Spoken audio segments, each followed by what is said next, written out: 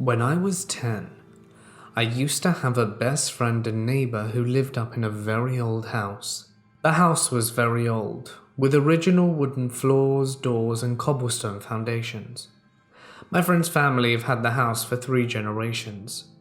My friend has 3 other siblings, but he was a surprise child, so by the time I met him, he was the only one living at the house. This was great, as he always had the newest toys and gaming consoles.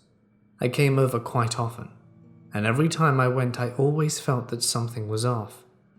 My friend and I would game quite often on the first floor playing Sims 2 or Halo 2.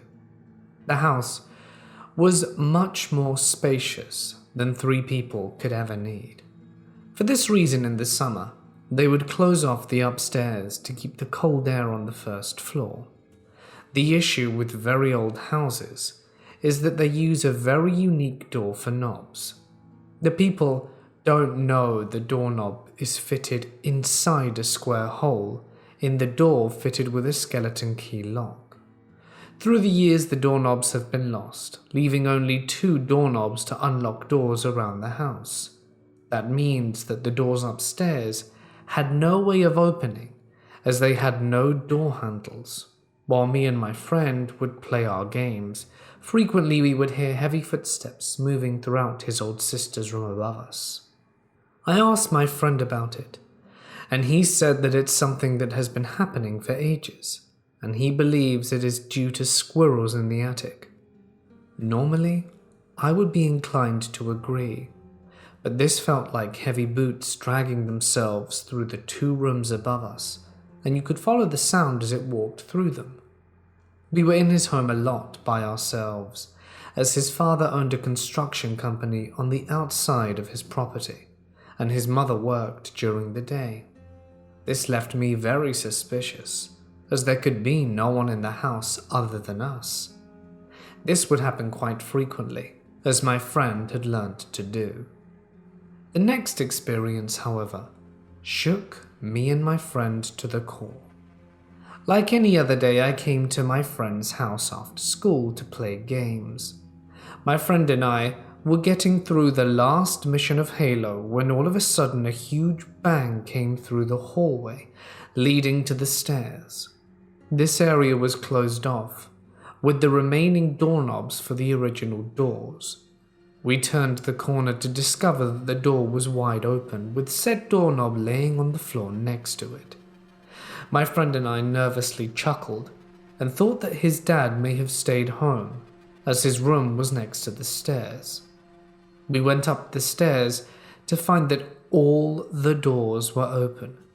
These doors had no knobs and had no way of opening by themselves. At this point, the hairs on the back of my neck are standing up, and me and my friend are staring at each other. At this very moment, we both flinched as we heard the all too familiar boots dragging themselves through the connected bedrooms. It dragged closer and closer to the doorway. I was petrified, praying that my friend's dad pops up on the other side. Just as the culprit was about to come into view, the footsteps stopped, and there was nothing. At this point, me and my friend jolt into action and vacate the house as fast as possible. We booked it all the way to my friend's dad's construction warehouse, and we found his dad there and told him we think someone got inside the house. He came back with us to find nothing stolen and no signs of anyone being there, though we go up with him to find that the doors that opened followed the direction of the footsteps we could hear moving through the 2nd floor constantly. I never experienced anything like that since, mainly due to both of us deciding to never stay in the house longer than we needed to. To this day, almost 12 years later, I still have no idea what I experienced that day. It did not feel like a poltergeist or anything demonic, but it did give me the vibes of not being welcome there, as well as goosebumps. Whatever had the strength to open those doors shook me to my very core and made me a believer.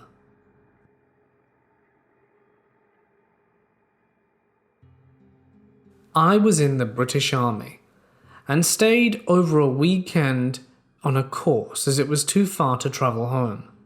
The camp was dead, 12 people in total. I was the only person in the female block, which was joined to an old building that was used as a morgue. The upstairs was blocked off, empty, and had a huge heavy padlock and chain. The first night I was awoken by what sounded like footsteps and beds being dragged above me. I checked the parts of the building that I could get into, and there were no signs of anyone. The following morning, I was startled to see a middle-aged woman in the corridor, and I said hi and assumed she must be a cleaner. I nipped to the loo where there were no doors to the bathrooms, and the toilet cubicle was pretty much open so I could hear everything there. There was only silence and me peeing. I washed my hands and then ran across the corridor to grab my wash kit and realized the woman had gone. I looked around and there was no sign of her, yet the two large heavy fire doors to the exit building had not made a sound. I found out on Monday that only one person had access to the upstairs and no one had been up in years. Civvy staff didn't enter the camp on weekends, plus they needed keys for buildings, and when I described the woman, none of the permanent staff knew of her as it was a small camp. Apparently everyone who stayed in the building had reported strange things. This all happened a few months ago. My friend had heard that the northern lights might be visible in our area and asked if I wanted to go for a drive out into the country to see if we could catch a glimpse. So we headed out after dark and drove for a while, putting the city behind us and winding out into the countryside, all while scanning the skies and just searching for a good vantage point where the stars and the lights might be visible. But several hours passed, and with nothing to show for our efforts, we started to give up on seeing the lights altogether. As we discussed what to do next at that point, my friend noticed that we were closer to her hometown and reminded me that she had been wanting to visit the local cemetery to find the graves of some of her distant relatives. She had been researching her genealogy. It was a clear and warm night, and we were both pretty disappointed that we hadn't seen the lights, but both wanted to make the trip worthwhile, so we agreed to swing by the cemetery. We pulled into the dirt road adjacent to it and walked around until we found the right graves. She took some photos, and we decided to just wander around for a little bit. My friend was leading the way, using the flashlight on her phone to light the path and to ensure that we didn't accidentally step on any of the graves. I had been feeling increasingly anxious since we arrived, which struck me as a bit odd. I have done several cemetery seriation projects as an archaeologist, and normally don't feel nervous in them, even at night. In fact, I usually find them quite peaceful and calming. But I really felt strange in that particular graveyard, and found myself frequently spinning around because I felt like someone was standing behind me. I just chalked it up to general anxiety and tried not to dwell on it. One of the problems with having an anxiety disorder is that it's sometimes hard to tell when your nervousness is justified, even in retrospect. I don't know if my anxiety was just in my head, or if it was related to what would happen next. After wandering for a while, we realized it was approaching 1 a.m. and that we should probably get back home. We turned back and headed towards the car. My friend's car was in sight, and she was a few yards ahead of me when it happened. I suddenly got a wave of that nervous feeling again, and thought that I heard someone running up behind me. I was starting to turn my head to look back, when I felt something collide with my back. The initial impact hitting me right between my shoulder blades. There was substantial weight behind it, as if someone had actually hurled something into me. The impact was so forceful Then I was thrown forwards and fell flat on my face, and as I scrambled to get back up, I felt the weight pressing into my shoulders again and was shoved back down. I then glanced up to see my friend running towards me. She had also heard someone running up to us, had heard my initial fall, and had turned around just in time to see me being pushed back down. She would later tell me that she had seen my sweatshirt flattening against my back and shifting, as if someone had been pressing their back against my shoulders. She grabbed my arm to pull me up just as the weight disappeared, and we both bolted to the car, jumping in and instinctively locking the doors. She wasted no time starting the engine, and then hastily peeled out of the driveway. As soon as we hit the main road, we just sped away from there as quickly as possible. We drove for several minutes without saying a word. I think we were both stunned and more than anything confused. She finally glanced at me and said, "What the hell just happened?" I don't quite know how to answer that. I told her that someone had shoved me to the ground, and she said, "I know. I saw. But what was that? There was nothing there." We tried to come up with a rational explanation, but none of them made any sense. Had someone ambushed me and then bolted? Definitely not. We would have seen them. Had I tripped? No, I had definitely felt something pushing me, and my friend had seen me being shoved back down. Had it been the wind? Not possible. There hadn't been so much as a breeze that night, and if there had been some freak gust of wind, it would have hit my friend too. Perhaps an animal had attacked me, but that didn't seem possible either. There were no local large animals big enough or strong enough and stealthy enough to topple a fully grown human without being seen. I had been in full view of my friend, illuminated by her flashlight, during the second fall, and the weight had remained at my shoulders even as she was coming right up to me. She should have been able to see whatever had been pushing me. If nothing else, an animal would have cast visible shadows beneath the glare of her flashlight. But there was nothing. We couldn't explain it. Whatever had pushed me twice, it had not been visible to us. As the adrenaline faded, I noticed something else. My back hurt, right between my shoulder blades, right where I had felt the impact.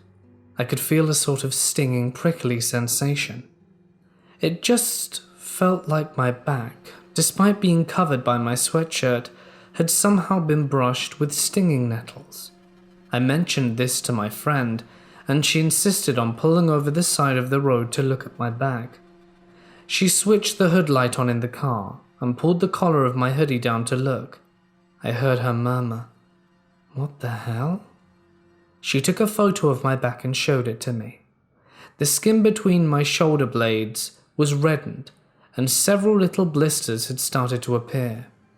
In the days that followed, the blisters would later swell up and pop. It was as if I had somehow gotten a sunburn or a bad chemical burn. There weren't any scratches or cuts. There were no opened wounds, no blood. It was a relatively subtle mark, but it was clearly there, and it baffled us.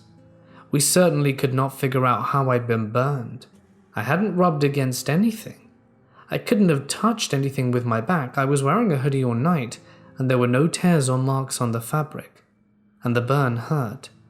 It continued to sting for several days. I couldn't sleep that night.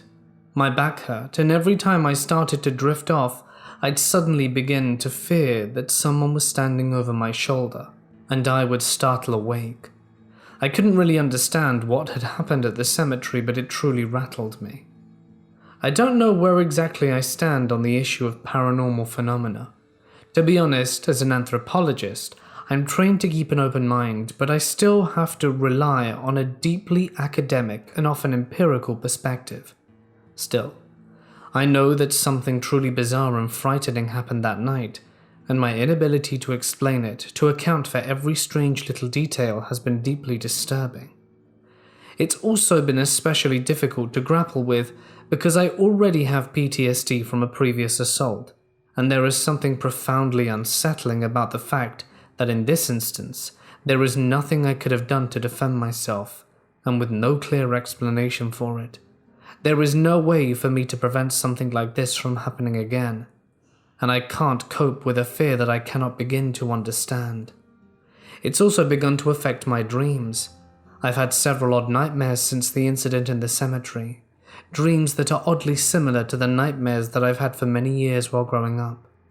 I don't know where they came from, but for as long as I can remember, I've had dreams in which a creature is attempting to lure me one way or another, and in the dreams I usually understand this creature to be a demon. Put simply, sometimes evil, something dangerous, like the entity in the graveyard, is difficult to understand. These dreams have become suddenly relevant again, as I seem to have them nearly every time I fall asleep these days. Sometimes the menacing creature in my dreams takes the form of an old hag. In a dream I had when I was 13, I was wandering through a forest. I came across a little cottage with this old woman wandering by the porch. She beckoned me inside and I accosted. We spent some time casually talking and baking, but I felt uneasy around her and got the sense that she wanted something from me. We stayed only in the kitchen through the dream, but I recall glancing at the doorway to other rooms and seeing nothing but shadowy edges. I thought that perhaps I should try and leave, but can't remember how to find my way out. At one point, as we sat on the kitchen table, I glanced out the window and noticed a group of people standing in the yard, calling out to the old woman. I asked who they were and she told me, "They want me to take them in, but I don't want them, I want you." In other dreams, it had been a more sinister appearance, but I always recognized it as the same creature. I sometimes have dreams where it's sitting in the dark next to the bedside table, whispering to me. It has a shadowy appearance with long lanky limbs and empty eye sockets, teeth made of razor wire, and blood or wine gleaming on its lips. In those dreams I can hear it whispering, but can't understand what it's saying. Sometimes I have the dreams of it sitting in the chair in the corner of my room, eating rotten apple. I have long suspected this creature is some manifestation of my deepest and most troubling fears. I know these are just dreams, but I mention it because those dreams had subsided in my early 20s. But the incident at the cemetery rattled me so much they've returned. It seems to have shaken my understanding of the world around me, opening the floodgates to my own inner demons. In these new dreams, that creature is standing upright behind me in the cemetery. Time seems to be slowing down, and I can sense my friend frozen ahead of me as the creature is whispering at my back. I don't really know why my mind is conflating that dream creature with my encounter in the cemetery, but the fear has increasingly kept me up at night. I have no idea what happened. My friend believes it was a ghost, but I just don't know. I really don't know what to think. I was around 9 to 10 years old, and the oldest of 2 siblings. One night I heard my sister of 2 crying, which woke me up from a nightmare that my mum was being taken to a hospital, bleeding. After a minute of her being seriously loud, I got up to check on her and realized my brother, who was 4, probably snuck in bed with me. So I moved out without waking him to check on my sister who wasn't in her crib. Now that freaked me out. I turned on all the lights and started to scream her name, and both my sister and my brother came out from my room. They both had a nightmare and decided to sleep with me. I tell them to go back to my room and go check on our parents, who aren't home. Now I pretend everything is okay because I don't want 2 little children crying while I don't know why we're at home, alone, at 4 a.m. My grandmother showed up almost an hour later and told us our mum had had a migraine and had to go to the hospital, and she was staying with us for a while. Years later, I found out it wasn't a migraine my mother had, but a miscarriage. I have no explanation for what happened that night. My parents own 2 bars in my small town. Above this particular establishment, there are 2 apartment buildings, with only one being rented out at this time. His name was Damon, and in all aspects of the way he was a perfect tenant. He always paid his rent on time. He kept to himself. He never caused any trouble, and was overall a laid-back kind of guy. He was a beloved member of our inner circle, but his girlfriend was not. Amber was wild, with a short temper. Even with a crowded bar below, her screams could be heard throughout the building. She broke multiple locks on the door from bursting in. The cops were called once a week, and everyone was feeling worse and worse for Damon. But he loved her. He never left her. Maybe that's why everyone loved Damon so much. He was truly about seeing the good in people. The more these events would occur, the less we would see of Damon. He stopped coming down for drinks after work. He never played darts with his friends anymore, and his rent kept coming in late. Religiously. This wasn't Damon. My father kept trying to get to the bottom of the situation with no avail. Something didn't feel right, and that's because it wasn't. It was a busy morning for lunch when the incident came to light. My father was behind the bar when Amber comes running and screaming and crying. She doesn't know how, or why, or what's going on, because she found Damon shot in the head. He had allegedly ended his own life the night before, after the bar closed down. My father proceeded to call 911 and rung up to the apartment to see if it was truly what happened. It did. My father says to this day he thinks about it still and gets physically sick because it was so sorrowful. Damon truly deserved all the love in the world, and if anyone who's hearing this right now, please have a moment of silence for him and anyone who you know is struggling. Maybe we wanted to believe it, or it was true, but since then every single waitress has had an experience. Even ones who never knew him are feeling some sort of presence. Maybe it's some kind of lingering energy. Maybe late at night, our eyes play tricks on us. Or maybe it's Damon watching out. The experiences are never aggressive. If anything, they are thoughtful and comical. Almost once a week, the Bush light tap handle will pour itself the same beer he drank. The doors will already be locked when we go to close up one night, and sometimes the lights will just shut off by themselves, but only at closing time and never during the day. I understand that these things can be explained away. It's an old building, but multiple bartenders have seen a figure of a man before, including me. And this is one of the things I can't explain, and it happened a month ago. It was 2 a.m. I was closing everything in the dining room down, turned off the TVs and swept the floor. Attached to the dining room is a deck leading outside with 2 large glass double doors separating the area. When I turned around to sweep the carpet in front of the doors, I saw the dark figure of what looked to be a person. I was startled, not because I thought it was paranormal, but because it looked like someone was on the deck watching me, and I'm supposed to be all alone.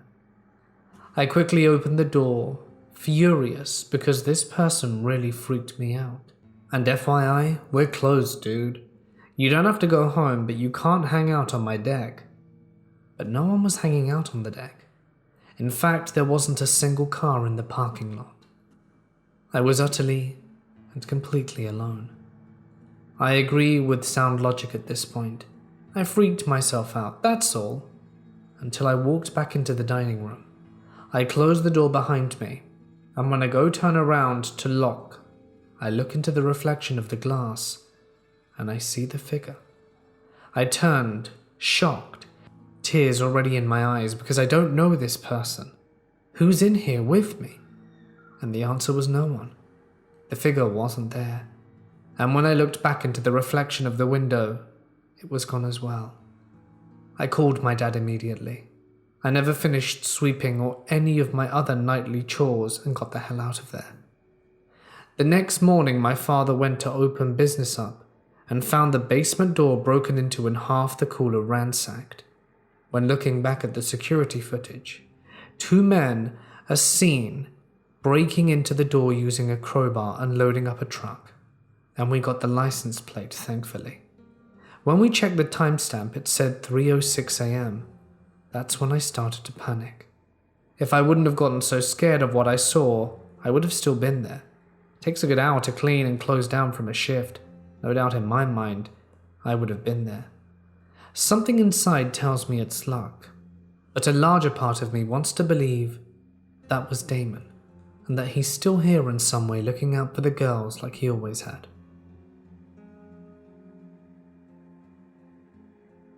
November 15th, 2015. I was already a few months into my deployment to Gotemba, Japan. We were supposed to be building a small parking lot for the local population, along with other various projects to strengthen our relationship with Japan in general. We had finished up a long day of working, and were going to take a truck back to the barracks. A group of my co-workers were planning to go out that night, and asked if I wanted to tag along. It was ramen night after all, so I couldn't say no. As the time to walk to the gate rolled around, we had a little safety brief about what to do and what not to do. But what caught my attention was the last thing that my LPO put out. Apparently there had been a rumor that there were a couple of local killings that were happening in the surrounding area, and the suspect was described as not having any facial features. That was the only thing that went through my mind when that bit of information was put out. Because who would believe such utter nonsense from your typical LPO?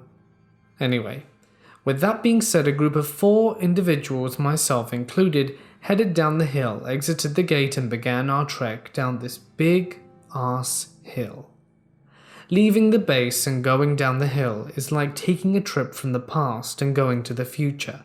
Further and further down you go, it starts to replicate Tokyo, from the occasional house, cemetery, pattern, to a full city of stores and restaurants ready to explore. But anyway, after we went to shops and stuffed ourselves with the best food we have ever had, it was time to go back, and we only had 30 minutes until curfew. There weren't any taxis around, and everyone seemed to be heading back home for the night. Then someone pointed out this old city bus that just by the grace of God happened to be going back up the hill in the same direction we were going. So we all hopped on and sat at the back, trying our best to not disturb the others. That's when it just happened. I looked out the window, and for what seemed like a good minute, time stood still. And by the next bus stop on the opposite side of the street is where I saw her. I thought I was going crazy. She had a long white dress and had long black hair that came down to her waist, but when she lifted her head up, there were no facial features at all. I nearly punched my friend in the arm and yelled for him to look out the window when I saw, and his face went pale. So we both went back down and tried to rationalize what we saw, but nothing, and I mean nothing, could explain it. Eventually we finally made it back to the gate and checked in before curfew ended, and finally went to sit down in the common area and talk about what we saw. But when my other 2 co-workers entered the room and asked what was going on, which then we pretended like nothing had happened at all, they asked, "Did you hear that lady say don't look out the window? Something about how she'll see you?" Man, I swear there are some crazy people in this world. That was the last thing I wanted to hear, because it only validated what we saw wasn't a dream and was real. My father, my brother and I have always been believers in the paranormal, and throughout our lives we've all had our own experiences. One of our favourite bonding activities when we got bored was to go out to one of the local graveyards and hunt ghosts. We always carried an EMF meter, a decent camera, a big honking railroad lantern from my dad's days in Union Pacific, and a phone with an audio recording app. One night, I had a friend visiting from Pennsylvania, and we decided to go a-hunting. We had come up empty-handed the first few minutes, although our flashlight and our camera seemed to be losing power quite fast. Then a pack of coyotes, probably at least half a mile away, got riled up and started howling. This was not uncommon since we lived in rural Nebraska, but my friend is a very high-strung guy and lives in Pennsylvania Metro, so the coyotes gave him the creepy crawlies. Suddenly, something that was clearly not a coyote let out a massive cry. I'm not a zoologist, but it sounded far too low to be a wolf howl, and far too loud and primal to be someone's sheepdog. I turn to my friend with a big grin and say, "That sounds bigger than a coyote." This is the last straw for him, and so me and my brother walk him back to our truck while my dad is off in the other end of the cemetery. My brother and I start walking back to where my dad is, and when he comes sprinting through the headstones panting, he said he was walking along when he suddenly saw a bright light like a camera flash. He brought his camera up and said, "Are you kidding me?" and snapped a shot. My first and immediate thought was cigarette smoke, but my dad had quit smoking only a few weeks ago. Our grandpa had passed from lung cancer when we were young, and my dad and my brother had both been in tears when we begged him to stop smoking. My brother had kept tabs to make sure he didn't relapse. The picture isn't great quality, and it's far easier to analyze in full resolution. My dad is convinced that the wisp to the left is the arm of the apparition reaching for him, and the head and torso are on the right. Even when we aren't with him, my dad goes out on his own. He has a job as a night shift trucking dispatcher, and when he's bored he'd use his breaks to walk a graveyard and record EVPs. He never caught much of anything until one day he found a fresh grave. It was a rain interment, and he started reading off the gravestone and asking why it was so fresh. He mispronounced the woman's last name and quickly corrected himself. It was only later when we listened to the audio that we heard an annoyed mumbling in the background after he mispronounced her name. It definitely had an "I'd like to speak to a manager" kind of quality. He was alone in a prairie graveyard at 3 a.m. with hardly even a gust of wind. The only explanation is that someone was very annoyed he couldn't get their name right. The most exciting of my dad's graveyard adventures, though, was that one time that something followed him home. This happened to the late son of a very close family friend. The entire family witnessed this firsthand. Their son was visiting parents after a long while, and he brought his wife and daughter along. There were some family celebrations planned, and all of their sons and daughters along with their spouses and children were there. Around 1 a.m., the son woke up, cried and asked for his parents. Since it was a full house, everyone gathered around him. He said that angels had visited him in a dream and told him that they would revisit at 4 a.m., then he would die. They all dismissed it as a bad dream. His eldest brother suggested they could go to the ER and get him examined in order to ease his anxiety. They drove out to a nearby hospital and the rest of the family followed them. Doctor smiled at his story, examined him thoroughly, ran an EKG and a few tests. Then he got a pat on the back and was given the all okay verdict. He asked to be retained there until 4 a.m. Doctors said, "Okay, you can stay here till 4 a.m. if that makes you feel better, but right afterwards you'll have to leave." He was sitting there and talking when all of a sudden he passed away. Cardiac arrest. The time? 4 a.m. This happened about 14 years ago. My boyfriend and I went to a graveyard one night because he told me a story about how he had seen something there. He didn't really want to take me, but I insisted. He said that he had heard stories about the place, and if you go there and sit there every night, you'll eventually see it." He said he had finally seen the thing for himself on the third or fourth consecutive night he visited. It was man-like and grey, but he only caught a glimpse of it and never went back afterwards. I remember him saying he had car trouble when it appeared also. I couldn't resist. I wanted to see it for myself. On the third night we saw it. We were sitting in the dark, with the moon being our only source of light, and we both suddenly got creeped out for the first time since we'd been visiting. We changed our minds about the whole thing and decided to leave and never return. But lo and behold, my car, that's never had any trouble before or since, wouldn't start. My boyfriend was driving that night and kept trying, and it did eventually start up. When the headlights came on full force, we saw it standing right in front of the car. It was about 7 feet tall and it was grey. In fact, it looked like a moving statue to me. It was kind of bent over, just looking into the windshield at us, and we were freaking the hell out. Finally, it kind of shifted and the car started. The thing darted off so quickly. I knew that if it came to the side windows, we'd both be toast. It was so fast, but it just stood to the side of the car watching us drive away. The cemetery was laid out, where the gravel road went around the whole graveyard in a circle, and looped back around so that the entrance is also the exit. We were spinning tires and slinging gravel the whole way around, but when we passed the place where the thing was, it hadn't moved. It had been standing there watching us go around the circle and let us leave. But it was looking directly at me, and I couldn't really make out any features as it was dark, but I was overcome with the most severe depression I've ever felt in my life in that moment when I was looking back.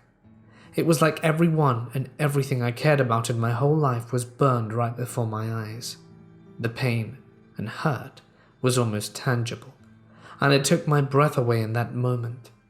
That night, when I was home and finally able to sleep somehow, I had a dream that the thing was calling me from that graveyard, begging me to return. It was harmless and miserable, stuck in that old cemetery forever, and was alone. When I woke up, I was determined to go back and find the creature. But before I could even tell my boyfriend, I got a call from him and 2 of his best buddies. All 3 of them had nightmares where the thing had brutally ended their lives and mutilated me. The 2 girls who called me didn't know anything about the graveyard incident the night before. It was also so late when I got back home I didn't tell anyone. I just went to bed. My boyfriend dreamt I had gone back to that place because I felt for it, so he drove me out there. And when we got there, he found the thing ripping me apart.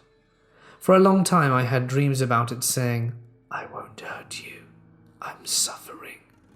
And for a while I had to fight the urge to go back, even after 3 people told me about their nightmares. The pull isn't strong anymore. I guess it faded with time, and kids and adulting. But I do think about it often, and do kind of get a little itch just to drive through, and I don't know. It would be dumb as hell, but there's always been a little nagging voice that whispers about the thing we saw that night. It had a masculine physique but no genitalia, and its eyes were completely black. No iris, no pupil or anything. Just black, inky nothingness. I've been searching all these years, but the only pictures I've ever seen that look remotely like it are wendigos, but not the ones with fur or antlers, just a greyish humanoid thing. The best way I could describe it, I suppose, would be more like a statue. Does anyone have any idea what this could be? It's bugged me for nearly 2 decades, and any suggestion would be appreciated. I'm looking after my friend's 3 little girls tonight, while she works an overnight shift. Technically, it was last night, as it's now 2:30 a.m. Also, it's officially my 28th birthday. One for the books, let me tell you. The girls are 5, 6, and 8. My friend has a long history of paranormal activity that started when she was a kid, and now her children are starting to have some experiences, and they're scared.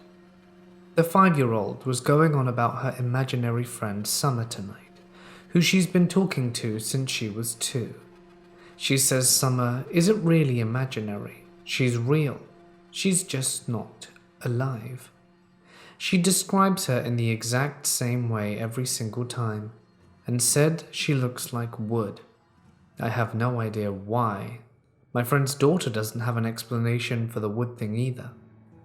She was talking to me about it tonight, and said she hasn't seen Summer in a long time, and she misses her. Her older sister of 8 doesn't like to hear it and freaks out. I got them off the subject and played guitar for them, and all was well for a few hours. Then the 5-year-old looks out the window leading to the balcony and says that she sees a ghost.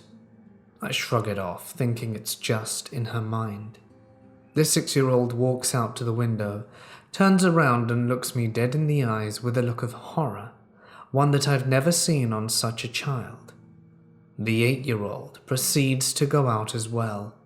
So I'm over here like, guys, you're getting yourself worked up. And that's when I look out the window. The expression, "You look like you've just seen a ghost," is exactly what I think my face looked like. I was frozen. It was standing on the balcony across from us, and it was massive, like a giant. If that were just a person, it would have been the largest person on the earth. I told the girls to back away, and I went outside. I couldn't really see much of her face, just the figure, and you could tell it was staring at us. 8-year-old comes back over, and I'm making up some stuff about how it's shadows, and she's like, "No, it's moving." And it was. It moved its arms and head in the most unnatural way possible. Everything was wrong about it. My stomach was in knots. I got the girls to go into the living room and went into mum mode, as they are my priority, and I didn't have a second to worry about anything else. After they chilled, I kept going back to the window, and there it was, staring and moving its limbs a little bit. Eventually they fell asleep on the couch while watching a movie, and I snuck back out to check on things, and it was gone.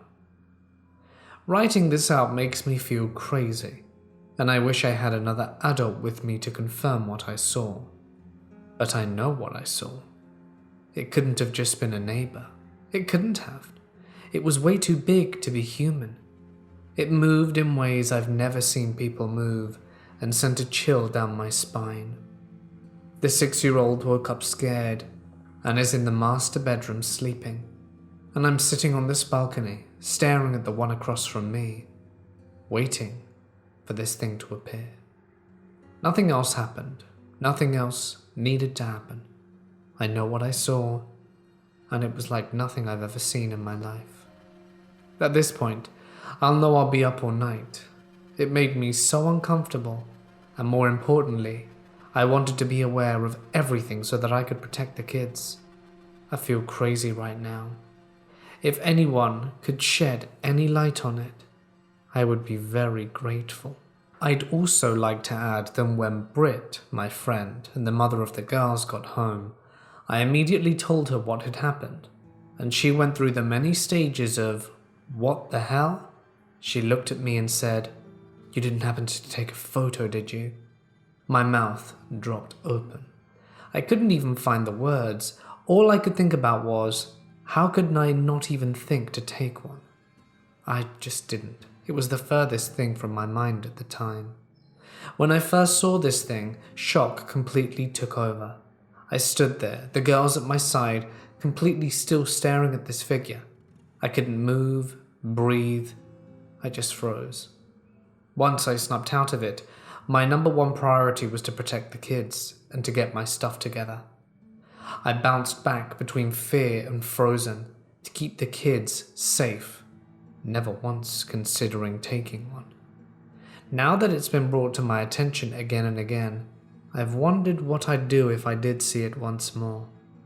Honestly, I don't know if I would want to take a picture, because it would be proof, and while that's a very good reason, I'm not sure it's worth it. I don't know what this figure is, and I'm scared. I can't say what I will or won't do if there's a next time. 70 years ago, my grandpa joined the army when he was 17. After he joined, he was relocated to Arequipa, which is a city in Peru, and he lived there with 2,000 others. There he lived in the army facilities divided into different blocks. One night, his rounds were changed, so he was dismissed very late at night. While walking back to his dorm, he decided to walk inside the building. When he walked along the hallway in his block, he noticed another person was walking in the opposite direction, and he said that he could not recognize this guy. So trying to get a conversation started, he said, "Good evening," but received no reply. Right there at that moment, he felt scared. He had chills running down his back. Then he stopped and walked back to reach out to the man, and this turned back and he started to walk. So he crossed him once again and repeated, "Good evening," expecting an answer, but the guy stood there in front of him and started laughing, showing dark yellow teeth. My grandpa said that he yelled all caliber bad words, and while doing it he noticed the man thing running away, moving his arms like he was paddling, and disappeared into a wall. Then my grandpa fainted and was found by his friends. Weeks later he was called by his superiors and was told that many years ago there was an earthquake that destroyed the old facilities and ended some people's lives in there.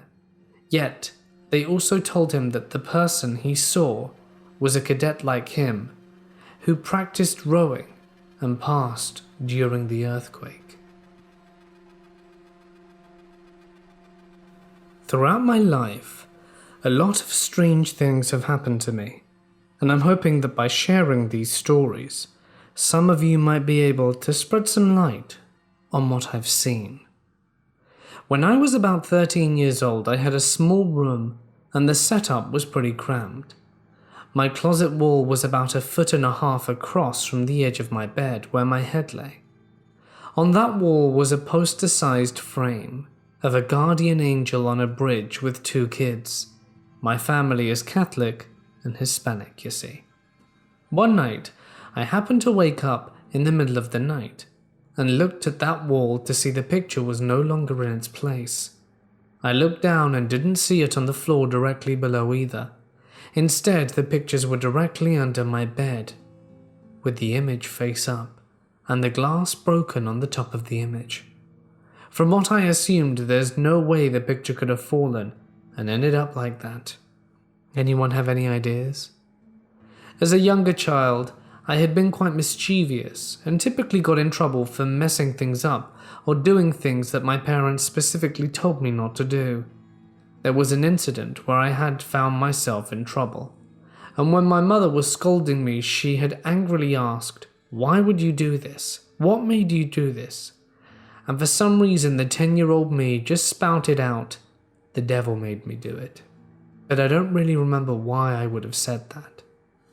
As a teen, I spent a lot of time in my room on my computer, and my room was my comfortable place. My nephew, who was around 5 at the time, also liked to play on my computer. There was a time when he came running out of my room scared and yelling about a monster. So I walked into my room to check for said monster and assured him there was nothing there.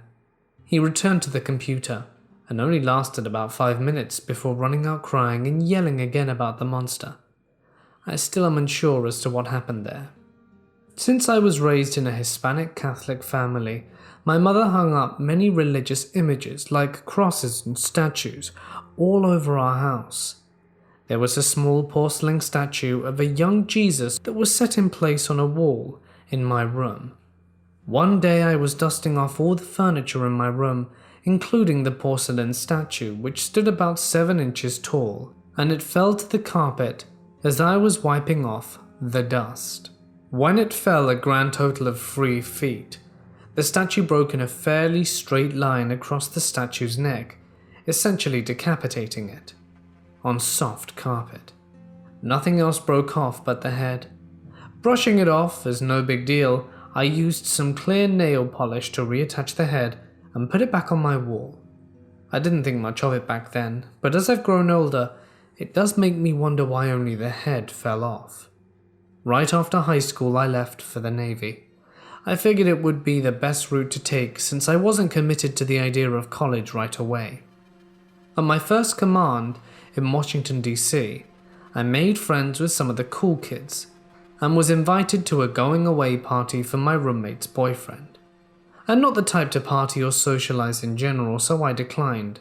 But of course, I found myself surrounded by 3 large men, one of them being my roommate's boyfriend, demanding that I go to the party and that I didn't have a choice. I joked around that I was going to send an evil little elf, as it was Christmas, after my roommate's boyfriend for being so demanding and rude, and he laughed it off. That same night, my roommate told me next morning that my roommate's boyfriend woke up in the middle of the night with an ugly little man's face staring at him by the glow of the light of his Christmas trees in the barracks room. He woke up my roommate and was terrified. I'm still not sure why he would have seen anything, but he was very scared to pick on me again. The same roommate from the previous story was quite an abrasive person and typically rubbed the wrong way with people. We had gone through boot camp together, so I was used to her personality. She'd been having some trouble getting along with other people at our command ward, and was venting to me in our common room. She was slightly religious and asked to read me a Bible passage to explain how it was helping her through her rough time. I, despite my family, am not at all religious, but I'm always open to hear people out. I sat and listened as she began reading from her Bible, and within a few words I started coughing and choking, similar to when you start coughing on your own saliva. Out of nowhere she stopped and asked if I was okay, and I stopped choking and assured her that I was fine. Perhaps that was just strange timing. Also, when I watch movies including possessions or exorcism scenes, I tend to feel ill, hot, and get a headache, but once the film is over, it subsides and I'm fine again.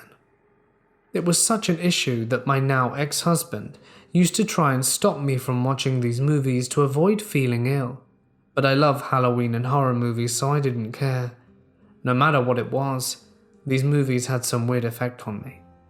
I just always had these strange things happen to me, and no one could ever give me an explanation as to what they could have been. Even my parents have told me strange things before, like saying they had to cleanse my room with sage because something was in there. Also, when they were giving me sage to cleanse a new house I had moved into with my family, they double-bagged the sage and told me not to touch it with my bare hands, because I would ruin the sage. Mind you, they didn't mean that no one could touch the sage, just me. So that's my collection of spooky stories. I'm interested to hear any theories anyone might have as to what this could be. At the time that this story occurred, my mum and her boyfriend had just broken up. She decided to move back to our hometown, as in me, my sister, and brother's hometown, as it was closer to where she worked. Temporarily, we had gotten an apartment, and it's like one of those apartments that are above stores. There was only 2 apartments upstairs in our section, and as soon as we got into the place for the first time, it was unsettling. Just the overall feel of the place was a bit off, but me being 8, I thought I was perhaps homesick, missing my old abode. This apartment had holes in the walls, almost as if the previous people living there had cameras. At least that's what my mother speculated. The first time someone in the family experienced anything unusual, it was actually my mother.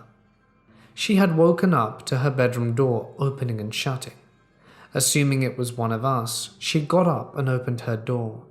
Shocked when she saw no one, she went into the living room, where me and my sister were sleeping on the couch, because our beds hadn't been set up yet, and although it spooked her, she just ignored it and went back to bed. But then she laid down. The other half of her bed was freezing. She said it felt like a fan was blowing only on that half, but there was no fan nor ceiling ventilation. The second experience was when my brother had just brought his baby home from the hospital, and in the beginning all was good, until the baby, Eli, was about 2 weeks old. My brother had actually switched rooms with me and my sister, so he had the room for the baby stuff, but every single time my brother would go into the room, Eli would just cry and wouldn't stop until they left the room. This next experience was by far the second worst. The worst is still yet to come. One day my sister and I were both sick, so we did not go to school. I just woke up from my nap when I heard kids running up and down the stairs laughing. It was loud enough to wake my sister up also. There were only 2 apartments upstairs, and I don't think anyone lived in the other. Which, I see why. The laughing would randomly happen for weeks.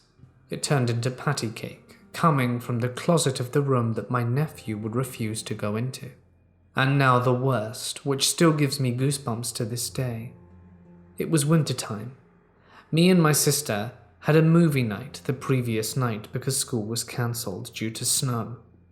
When I awoke, I turned on my side so that I was facing the TV. I opened my eyes and immediately laid my eyes on a little girl. I'd never seen her before, and she was just standing there. I was paralyzed in fear. I couldn't move, not even my eyes. She stood there staring at my sister as she slept, and suddenly, after 2 of the longest minutes of my life, my sister shot up quickly and did the same.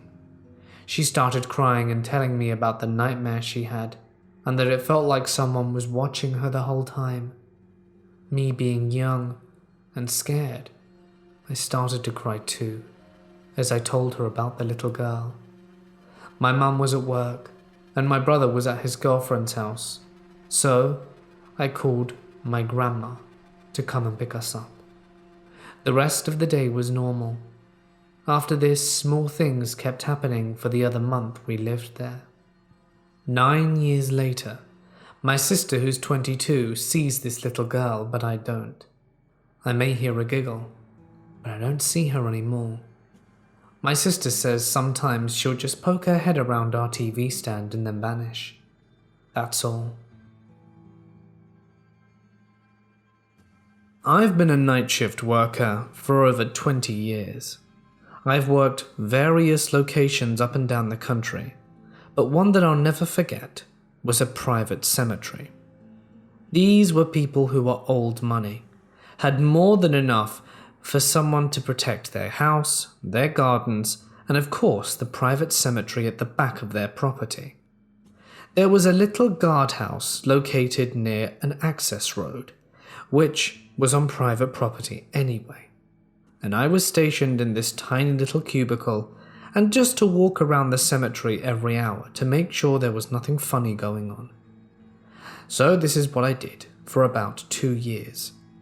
I'd set my alarm, walk out every 2 hours with my flashlight, walk the same small route which lasted no more than 2.5 minutes, and sit my butt down and do whatever it was I was doing at the time. Back then, I usually just listened to the radio, read some magazines, and anything that would help pass the time. By the time the sun came up, someone else would come and take over, and look after the cemetery as well. And I believe a gardener would come once a week to make sure it was nice and maintained. This was a family cemetery, of course. The graves were quite spread out, and I think there was nearly 200 years of family members buried on this same small patch of grass. Apparently, it was their aspirations to all be buried in the same area as a family, which is nice in a way. Really impressive tombstones that were always well maintained, made of the top materials, with gold leaf and everything. Pictures on the freshest of graves, really beautiful stuff. By all accounts, a truly lovely graveyard. It's a shame it's private, as I'm sure there are some people out there who would love to see it. In any case, beautiful graveyards isn't what this story is about. You see, when I worked nights, there was one time that something happened that really made me question whether I wanted to keep working there. Spoilers, I quit shortly after. The night in question was about 8 years ago. I was on my phone scrolling through Facebook probably, and just waiting for my shift to end. It must have been about 4 a.m. I was expecting light to come fairly soon, as it was summer, and I was ready to go home, have a shower and pass out. I look at my alarm, and even though it's a few minutes early, I start making my way round the cemetery. I just look around as always. Nothing has changed. Every leaf is in its place, every blade of grass is still, and every tombstone is the same. But something this time is different. I hear something. It sounds like footsteps coming from behind me. I turn around quickly, my flashlight pointing down the path, but there's nothing. Nothing visible to my eyes anyway. But the sound, the stomping of boots, it sounds like, is very pronounced and making its way down the path. I shine my flashlight in all directions, and the sound carries on coming my way. By the time it nearly reached me, I legged it all the way to the security house. And I'm pretty sure that I ran right through it, because not a second into me running did I get hit by a wave of cold. I don't really know how to describe it. It was like I was inhabiting a space that I wasn't meant to be in for a split second. But the moment I kept on running did it go away, and I kept on going. I didn't carry on my rounds that night. I occasionally peeked out the window just to make sure that I wasn't losing my mind. I didn't think anyone was there, not anyone I could see anyway. I think it's important to point out that I am a very skeptical person. I've had friends who also do night shift work tell me stories about strange things that have happened to them.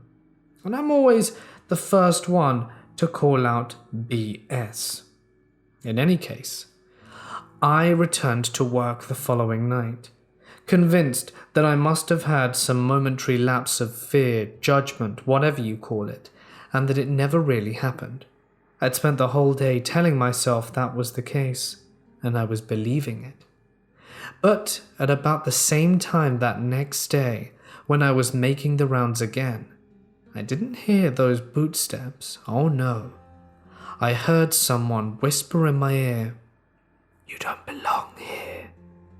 It was a small, female voice, almost like that of someone's grandmother.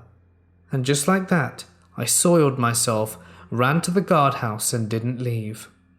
When my shift was over, I walked up to the main house. I was quite friendly with the owner back then, and said to him, "Look, Barry, I've been working here a number of years, and honestly, I think it's time for me to move on." He was cool with that. We're still buddies and occasionally drink to this day. But the real reason I quit, between you and me, was because of that voice and those boot steps. I've carried on working night shifts and have never experienced anything remotely similar to that again, and I'm glad of it. I'm not sure if it was a ghost or whatever, but nonetheless, I'd rather never find out. In 2005, I hit Okinawa, Japan's shores at the ripe age of 19. I've never had an experience or reason to believe in paranormal stories, but for the next 2 years all was well, drinking, smoking, and generally having a good time. In 2006, I sustained an eye injury in Fallujah, Iraq, that put me out of commission. Every Marine is a rifleman, and as I could no longer shoot, they made me a barracks manager as my unit was deployed yet again.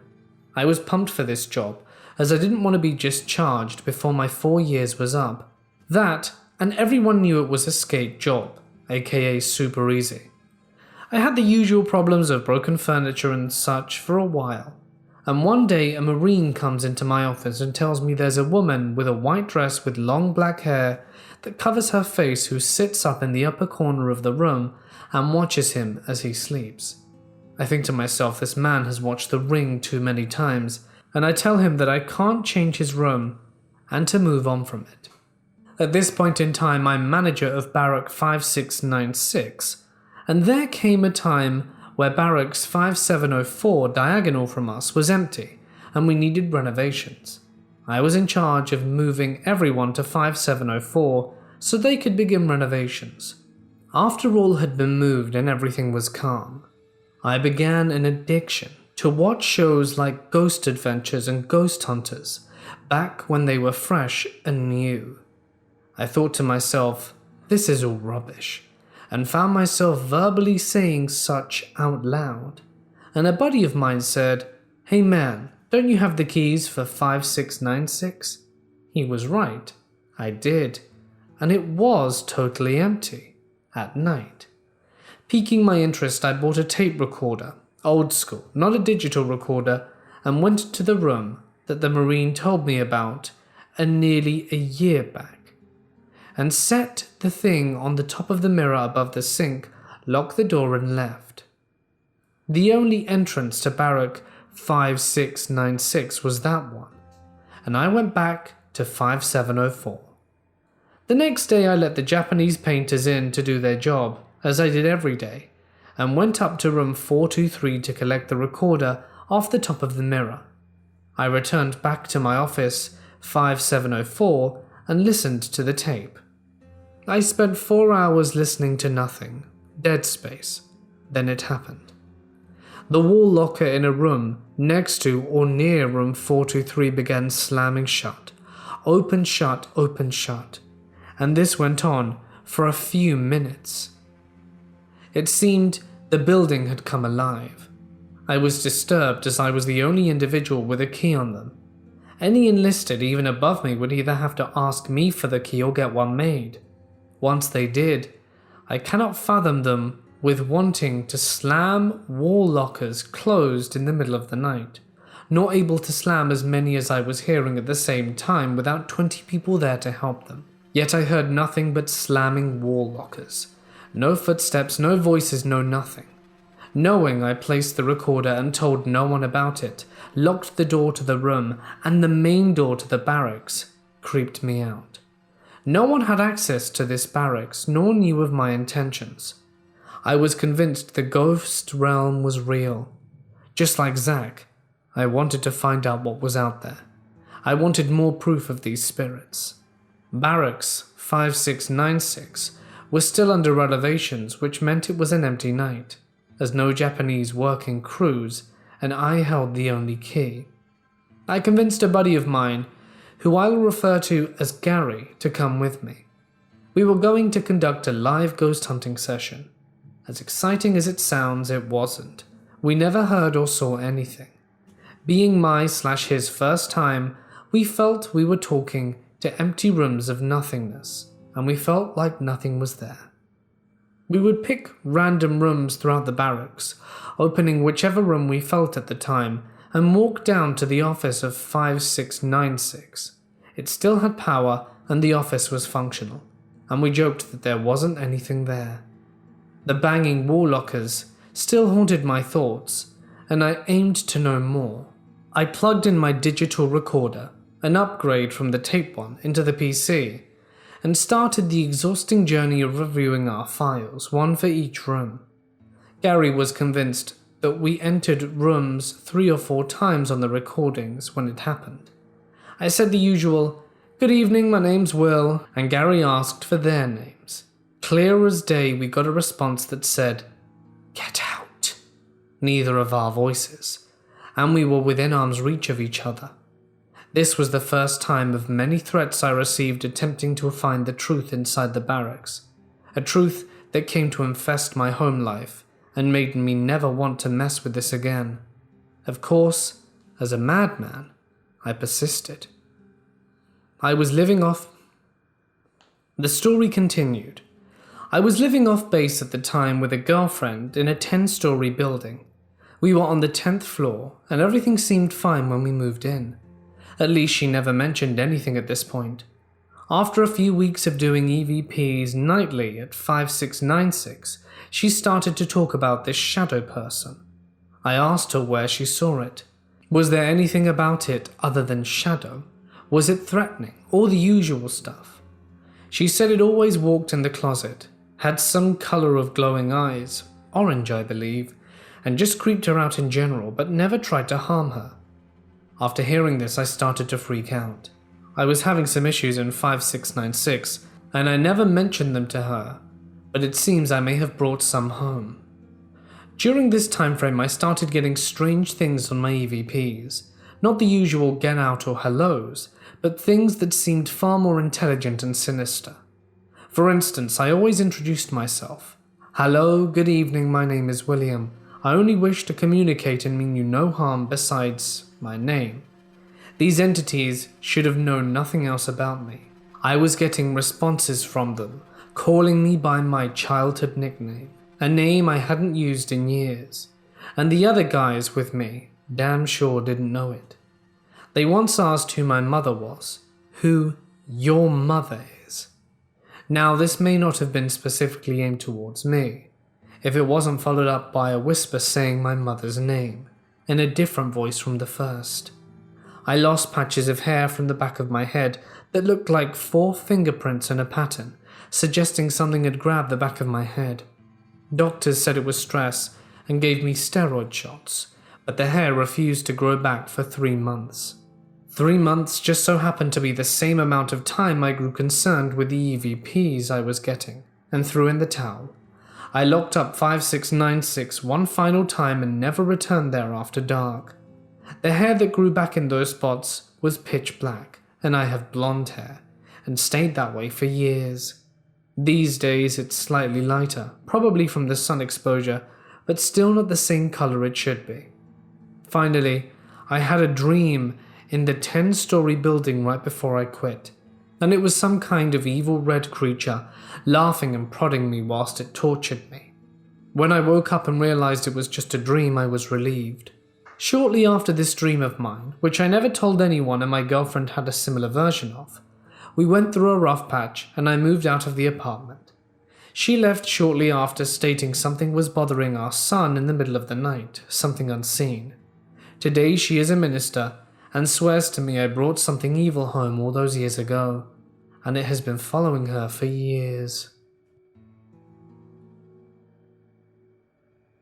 I know that a lot of people tend to dismiss them as dreams, hallucinations, or wishful thinking, and I can understand people's reasoning to think that. But no one can convince me that they aren't real. For my life, I've both seen and interacted with the spirits of the dearly departed. I've had many pets over my 38 years of life. Cats, dogs, goldfish, blue-tongued lizards, and even cicadas. This happened in the year of 1985, when I was 4 years old. My family, which consisted of my mother, father, and sister who was a year older than me, lived in a modest-sized home that had a rectangular-sized backyard, with a mandarin tree and row of bushes growing along the back fence. At the time, we had this white male cat called Fluffy. He was beautiful. During the summer, he loved to wander down to the end of the backyard, where the mandarin tree stood, and sleep in the shade it provided. Without fail, he could always be found sleeping under that tree, and we never worried about not seeing him for hours on end, and only had to call him each night in for his dinner, where a blur of white fluff would race across the yard, between the feet of whomever had called him, and straight into the house to polish off the food in his bowl. One day, a few days before I turned 5, I'd come back home after spending a few weeks visiting a foster father and foster sister down in Yass, a country town near the Australian capital of Canberra. I was so excited to reunite with Fluffy that I practically jumped out the car the instant we parked in the driveway and raced around the side of the house and straight into the backyard, tearing along the lawn on a mission to see my little friend. When I got to the mandarin tree, I stopped short. Fluffy wasn't there. I noticed that the ground around the tree where he slept had been disturbed, as though someone had dug a hole and then decided to fill it in. But to my 5-year-old mind, I didn't think too much about this. I paced up and down the length of the back fence, calling Fluffy's name, but nothing. He never appeared.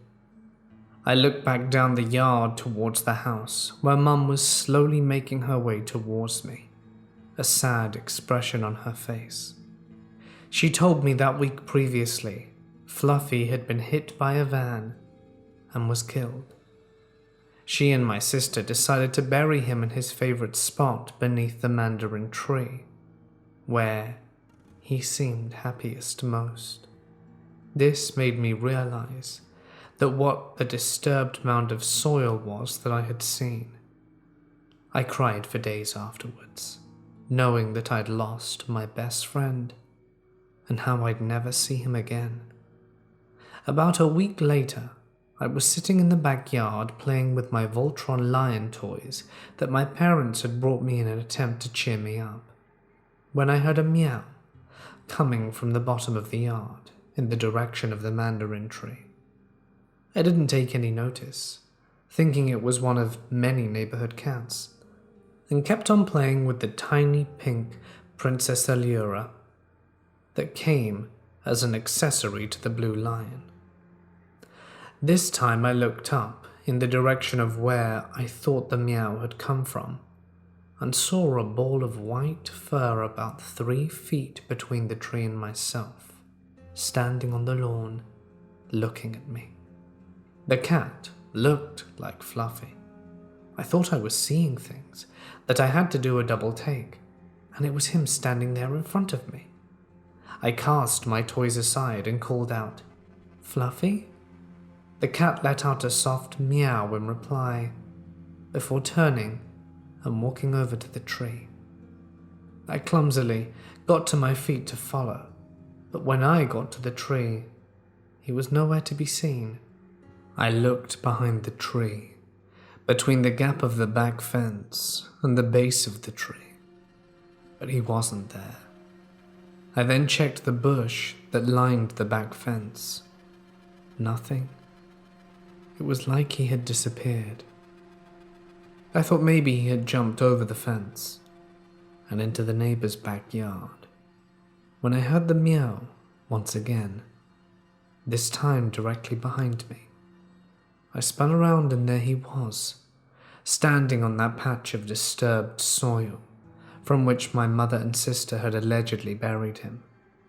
I opened my arms, ready to embrace him with the biggest hug, when he meowed again and faded on the spot. I didn't wait. I raced towards the house, tripping over my discarded toys to tell my mum that I had seen Fluffy. Naturally, she didn't believe me. We lived in that house for another year before moving, and I've never been back there since. I know that Fluffy came back to tell me that day, goodbye, that everything was all right. I just hope that the new owners of the house never cut down that tree, so my best friend will always be able to enjoy his favorite sleeping spot.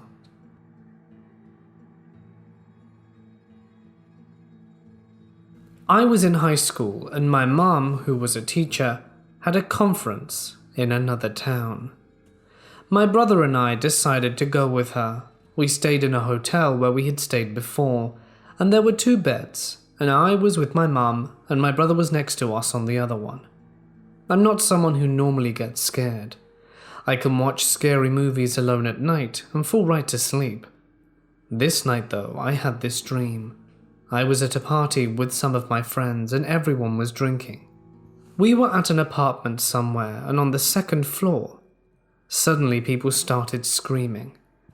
My friend and I asked what was happening, and someone told us that some drunk kid was dared to try and jump on the railing of the balcony, and he missed and fell off the side. Everyone started going downstairs, and then I see him. In my dreams, his face looks like what I can only explain as what a porcelain doll's face would look like if it had fallen and broken in half. There was no blood, just a broken face with one eye that was open. It was the brightest blue I had ever seen, and I walked past him and his eye had followed. Then I woke up. I could hardly breathe and I couldn't move, I was so frightened. I've had nightmares before, and I'm always able to shake them off, but not this one. This one felt too real. Then I noticed that the light in the bathroom of the hotel is flickering. Once I finally get the nerve to move or speak, I wake my mum and tell her about her light. Eventually she gets up, checks it out and fixes it, though I'm still unsure how she did it. Once I'm calm again, I go back to sleep, and for the most part forget about it until 2 weeks later. So I'm sitting at the dining room table eating dinner while my mum is reading the paper. I'm only half listening when she starts telling my dad about this sad story in a town not too far from us, where a drunk kid was dared to jump on a balcony railing, missed, and plummeted to his end. Please understand that this is not who I am any longer. It's not the way I currently think or feel. What you're about to read is an unadulterated insight into how the USMC operates. It's how they make 18 to 19-year-old kids do what most adults couldn't comprehend doing. That being said, it's important other people learn so that maybe the stigma of mental health issues surrounding our veterans ends, and hopefully sooner rather than later. I joined the USMC officially on June 11th of 2007, so I missed a lot of the really ugly stuff they saw during the initial war with Iraq/Afghanistan. However, that being said, I still saw more than my fair share of things that left me completely and utterly spent. I justified all of my actions as a case of, if I don't do this, then this will be done to me, even though looking back on it, I'm not really sure I believe that any longer. I don't know that I ever did. But I told myself that to protect myself from taking responsibility for my actions. When we deployed to Iraq, I was stationed near a town called Ramadi. At the time, I called it a complete crap hole. Today, looking back, it's not much different to where I live now. People just going about their lives wanting to be left alone, wanting to have the same things we want: food, water, and a safe place to live. Those things we often take for granted. These people didn't. They didn't know when we were going to kick down their door on some tip from some scared family who we had threatened with imprisonment and torture not before long. So many times these tips went without a solid lead. I just remember one that sticks out as being actually accurate. We were told this guy was an explosives manufacturer and had a weapon stashed under his floor. We were told to expect resistance going in, and we were told the same stuff we were always told when we hit a house. What we weren't told was to expect children. Expect children with AK-47s and other assorted weapons waiting for us inside the house. When we went in, screaming to get down, all these little kids, babies effectively. I have children now that were older than these kids. Initially, they did nothing. They looked at us, they weren't scared of us, but they were scared when we told one to drop his weapon. He raised it at us before he could pull the trigger, and you can imagine what we had to do. The rest dropped theirs and cried on the floor. We had just proven what every evil adult had told these kids to be true, that we were the bogeymen. To this day I remember his eyes. I remember how he was so scared and confused. We cleared the house and got the dude making the explosives, but I never felt like it was a successful run. I felt awful. To this day, every time I close my eyes, I see his, I've prayed so many times for those eyes to stop haunting me. Me and my friends love to go exploring out in the middle of nowhere. One friend had a tip-off that there was a really cool and undisturbed place, an abandoned graveyard complete with several mausoleums that could be ventured into. He said that one of them had the door unlocked, courtesy of one of his other friends, and that it was a cool place to look around. Really big, and obviously the people who perished here had lots of money, which is uncommon in this part of where we live. So one evening we made our trip out. It had to be night, you see. We brought with us several decent flashlights and a couple of beers just to keep the buzz coming along. We were walking around, chatting and chilling, and we got to this creepy gate. It was unlocked, and we made our way in. We made sure to be respectful in the graveyard, but really wanted to see the mausoleum. When we were getting there, one of my friends, John, was walking around behind the mausoleum. We paid him no mind. He's old enough to look after himself, and we were sure he'd be okay. I was looking inside. The detailing inside this crypt was incredible. This person must have been really loved, I thought. This was the kind of stuff I was thinking when, rather quickly and unexpectedly, do we hear a cry. We run out from the mausoleum, and it seems that John has fallen into a grave. I didn't even know that could happen. Turns out this graveyard was really old. What happened exactly is that he was walking and he felt someone pull him, and at that moment he fell straight onto the ground. But the ground immediately gave way and he fell. We were worried he might get tetanus or something, but there was nothing wrong with him. He didn't cut himself on any of the wood. We're pretty sure that the old coffin had pretty much been destroyed by termites, and he'd fallen almost through it. It was a creepy experience, no doubt. In truth, if he hadn't fallen on his hands, he probably would have gone further down, but it was unsettling nonetheless. He never came back with us when we returned to explore again.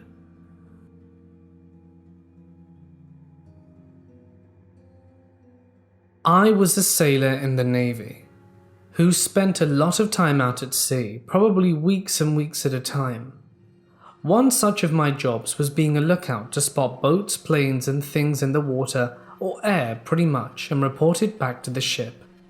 My lookout rotation could have me standing watch during the day or night, sometimes both, and it was during the night where I was pretty afraid, especially if you were at the back of the ship alone. For anyone who hasn't been out in the middle of the ocean in the middle of the night, you realize you see many more lights move in the sky than you ever would in a city.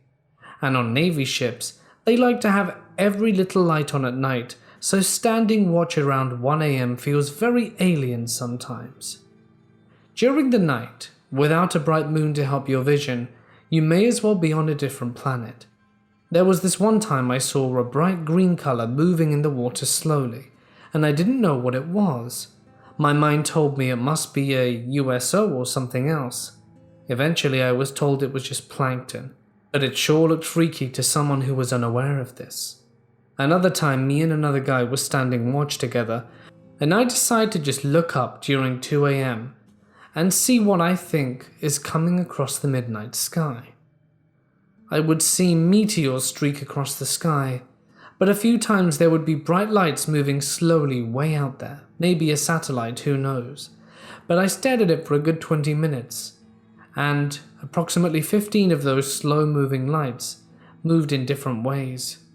Either way, there were a few times I saw for myself just how vast space is, and that there really is so much that we don't know and have yet to discover. When I was pretty young, my mum would take me into the country and to an old couple's house where I would be babysat. The couple's names were Carol and Roy, really amazing and sweet people who had an old swing-up back and games for me to play. I don't remember much as I was around 3 to 4 years old at the time, but I recall how the house smelled. that old people smell, and playing Hungry Hungry Hippos on the living room floor. Obviously, as I got older and naturally didn't need a babysitter quite as often, we fell out of touch, only reaching out every few years or so. Fast forward to high school, and I'd been sent to live with my dad because I was rebelling pretty hard against my mum at the time. I grew up very poor and was starting to realize I didn't want to be in this situation anymore, that I wanted more out of life. This caused a ton of problems at home, but my relocation changed my life for the better. After I straightened my act up, I went on a sort of apology tour to all the people who used to know me when I lived with my mum. I felt like I needed people to know that I wasn't a bad person and that I had actually changed for the better. I hadn't thought about my old babysitters because they only knew me when I was very little. And as it goes, one morning, I was getting ready for school and throwing on a pair of pants when in my head I heard my own voice say, "Carol and Roy have passed away." I stopped what I was doing because it didn't seem like I had thought it at all, like the words were just put there out the blue. I was really freaked out, so after school I called my mum immediately. I asked if they still had their number, and she asked why. I just told her that I knew something was wrong and that I should call and check on them. I had such a dreadful feeling. But then my mum called me back and said Carol and Roy are fine. I told them you wanted to see them again, and they said for you to come over next week. I was dumbfounded, because I couldn't explain that awful premonition I had, and the terrible feeling that came with it. I just thought, oh well, I guess I'm nuts. I'll go see them next week. A few days pass, and it's the day before I'm supposed to go over to their house and hang out with them, when I get another call from Mum. She said she had just called to confirm plans, but Roy answered saying that Carol had collapsed in the bathroom the previous night and passed away from a massive heart attack. I was absolutely floored. I told you I knew something was wrong and you didn't believe me. That's what I said. I don't know if Roy is still with us. Mum called back once and he was crying, and he was saying how hard it is to sleep alone without her next to him. For many, many years, she would end the night with, "I love you." And now, she was gone. October 31st, Halloween, Hallows Eve, or Samhain, as some of you may call it. I love reading or watching about the lore of this very unusual holiday. Throughout the years, I have grown to think of Halloween as more than just a holiday, but as a day for the gates of the spirit world and the human world to open up. It's been quite a while since my older foster sister has come to visit me, since we used to be really close. She was 10 years my senior, but she had alcohol fetal syndrome and was always mentally on my level. One day, a long time ago, when we shared the same bed, as my parents couldn't afford for all 5 children to have their own, so we shared a king size. We always used to have late night talks, and one night, when we were speaking, we spoke about what would happen if one of us were to pass. We promised each other that if this were to occur, we would let them know by opening and closing cabinet doors, dressers, or drawers. I no longer live with my parents, and she passed 6 years ago. Today my cat Bjorn was adamant about getting in the walk-in closet. I noticed the light was on, which the only person to have used it before me was my boyfriend, and he always makes a big fuss about turning it off. So I turned off the light and opened the door all the way, to where it was almost touching the wall behind it. About an hour later, I rise to make myself some lunch, and noticed the door was closed, and that my cat was laying on the kitchen table. My fan was on, but it wasn't strong enough to cause a draft into that room. My cat didn't close it either. Could it be it was my sister dropping in on me today?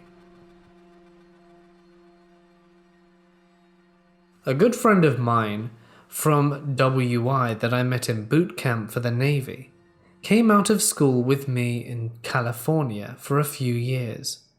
We started experimenting with psychedelics while freshmen, and in the dorms had a mutual paranormal experience.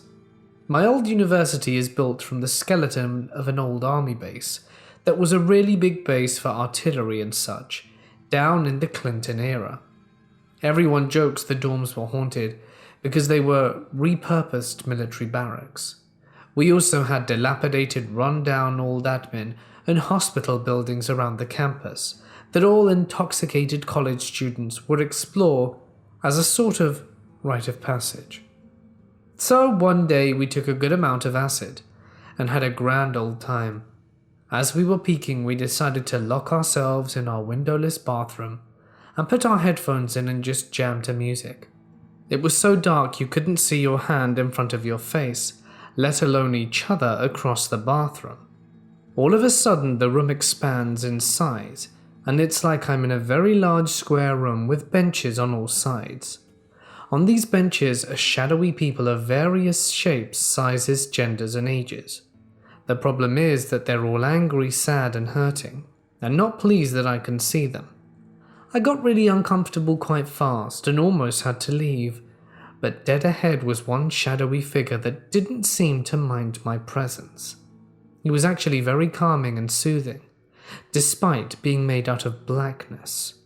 I could still make out the edges and some details of his silhouette. He looked like an average-sized man in full dress uniform for the army. He didn't speak to me per se, but he helped me understand the circumstances and resume my endorsement of a pretty intense and vivid trip. I decided not to mention it to anyone, as I figured it was just what we took doing its thing. The next morning, we met up with another friend of ours that was babysitting us to discuss the trip, and he commented that after we left the bathroom we were pretty quiet for the rest of the night, and didn't say much. Then we went back to bed. My friend cautiously asked me if I felt weird that morning, or if I had any initials stuck in my head. I asked him to clarify, because when I woke up I couldn't stop thinking about the name Roy J. Miller. He seemed startled, and said that he had the initials RJM stuck in his head all morning. We looked to our friend, who said that neither of us had mentioned anything like that. A bit perplexed, we shared experiences. Apparently we both experienced a version of the same room, the shadow people, and the sharply dressed military man who soothed our frantic minds and emotional states. We looked it up, and in East Garrison of Fort Ord, the base our school was built on, and my dorm building was supposedly the East Garrison, there was a man there stationed named Roy James Miller, who went overseas to Vietnam in 1968 and passed while serving in the army. I saw a picture, and it looked about right from what I could remember. I couldn't believe it. I've told this story a few times, still not entirely sure I believe it myself, but I can't deny that it happened, and neither can my friends.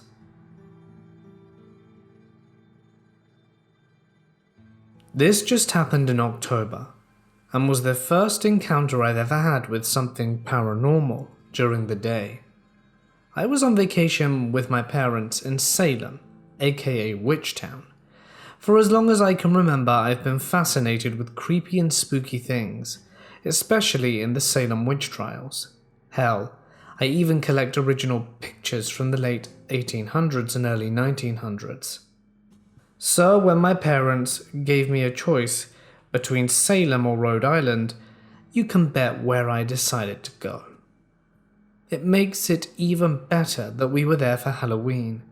Our original plan was for the week of Halloween, since where we were staying had rooms available. But my dad and I were also going to a concert on November 1st, and we didn't want to deal with the rush to get home on time. I meticulously planned this vacation out by the hour because there were so many places I wanted to visit. One of the places on the itinerary was the Howard Street Cemetery. Originally, I wanted to go to the old Burying Point Cemetery, but it was closed for renovations. For those of you who aren't aware, the Howard Street Cemetery was reportedly the field where Giles Corey was pressed to death during the witch trials. Once we actually got there, I was focused on taking pictures of all the gravestones. I tend to gravitate towards the older or more broken ones, as well as those covered in debris. If I find one like that, I'll usually brush away whatever it is, because I feel like whoever is buried there deserves a little courtesy. This day I ended up doing that by going to a few graves before taking pictures. But when my parents and I were about to leave, I felt something grab my arm. Just so that you're aware, I don't like being touched for multiple reasons.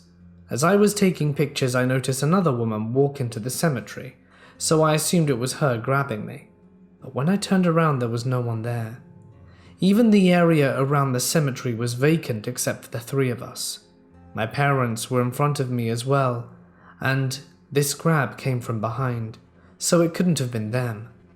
My mum asked if I was okay, and I explained what happened and told her I thought it was a woman, the one who walked in earlier. She said she left a while ago.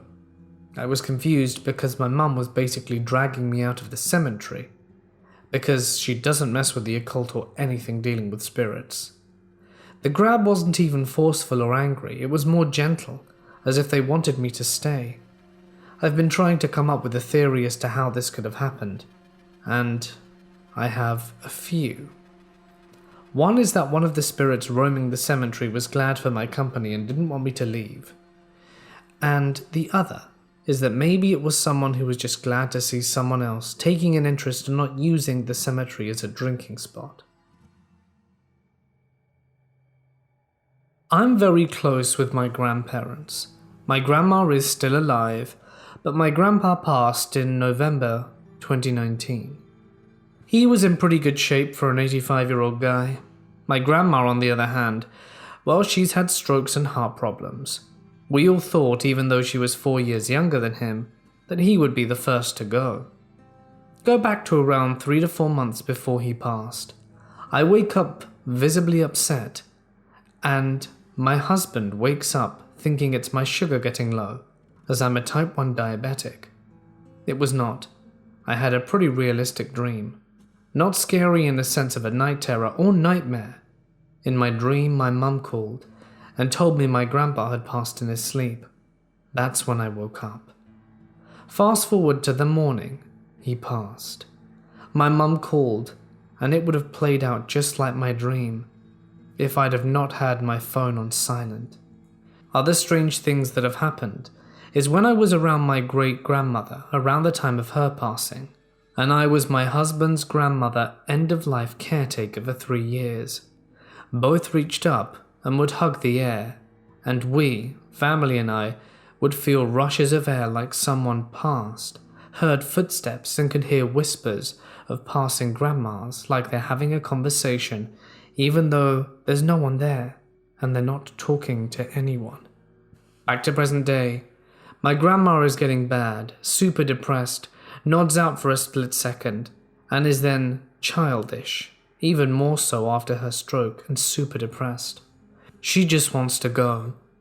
I feel like the love of a person's life comes to get them when they're at their end. I almost feel like my grandpa is procrastinating. My mum just had a dream where my grandpa walked in and said, "Let's go, baby," and took my grandma and they left. My mum believes loved ones come for you when you are on the end, and she has heard my grandpa when my grandma passed. Do you think she might have had a premonition dream? I'm not sure. Grandma says she heard her dad's footsteps and cough when my grandma passed, but does not flat out say she believes in that kind of thing. Who knows? Me and my boyfriend used to love going to the graveyard at night to hang out and drink. We know this probably isn't the best or most respectful reason to go, but as teenagers, we didn't have a lot of options regarding places we could do these things under our parents' roofs. We lived out in the middle of nowhere, and there was hardly anywhere decent other than our car, which got boring pretty quickly. So we're at this graveyard that we frequent a lot. It hardly ever has anyone there and there's no security. So we're just chilling towards the back. It's sort of in an L shape, and there's a decent fence and some hedges that blocks us nearly completely from view. We're just there having a laugh. He lights up a cigarette and we're talking about some mundane stuff that he saw on the TV. When out of nowhere, his face contorts in a confused stare and says, "Look behind you." I look and see nothing.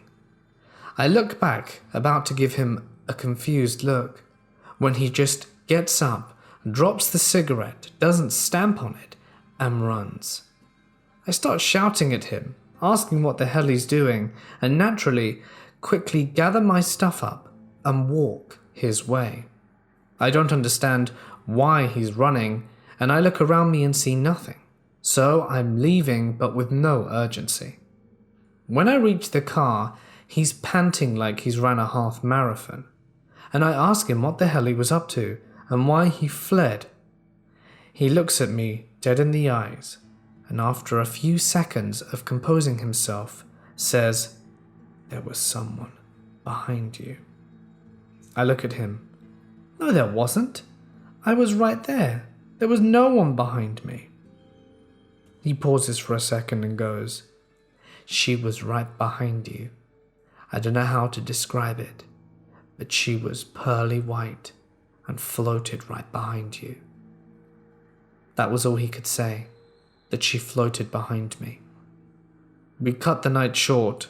He dropped me home, and we spoke of it no more.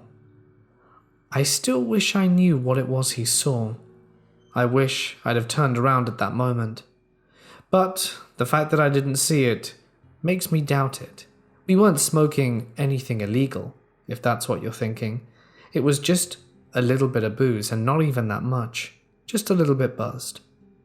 So, I guess I'll never know, but it does make me curious, and I would like to see a phantom one day to experience something like this for myself.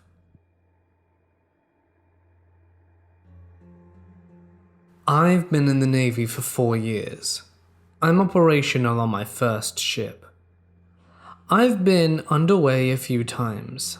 I'm medical on the ship, and I, besides the other people, have my own group of friends I hang out with. A couple of machinist mates and a few other cooks. They're a little dumb, but they're cool. Well, after being underway for 3 weeks, we were pulling back into our home port and doing line handling, rigging the ship to the pier. And for those people who think the Navy isn't dangerous, people perish all the time, and this is one of the problems. One of my cook friends was doing the line handling and had a line snap back. These nylon lines snap back at the speed of a bullet and will rip through anything.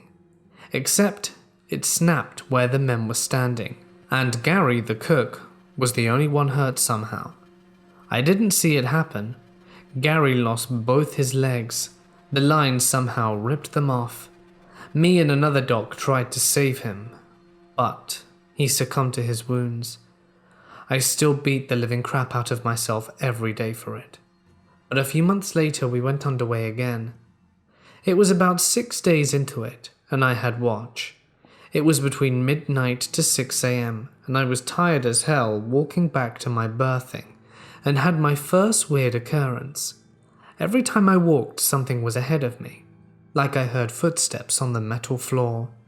That in itself wasn't weird, but I was curious who was there, so I tried walking faster, and the footsteps matched my pace.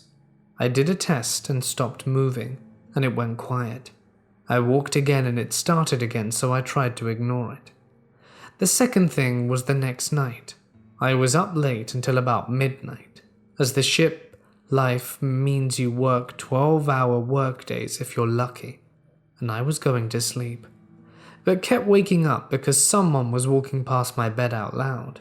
It didn't wake anyone else up, I suppose, because no one else knew when I'd spoken about it, but I tried peeking my head out to see who it was a few times. Once when they walked past, and once when I heard them coming up. Every time I did, it stopped, like no one was there, like I imagined it. I talk to people and they're just like, maybe it's someone from a different berthing, or maybe it was an officer. I have no idea why someone would stay up or skip their duty risking getting a major arse chewing just to walk a berthing, or why an officer would even go near our berthing. The most likely thing I heard was it was someone on watch, maybe, but no one in their boots sounded like this.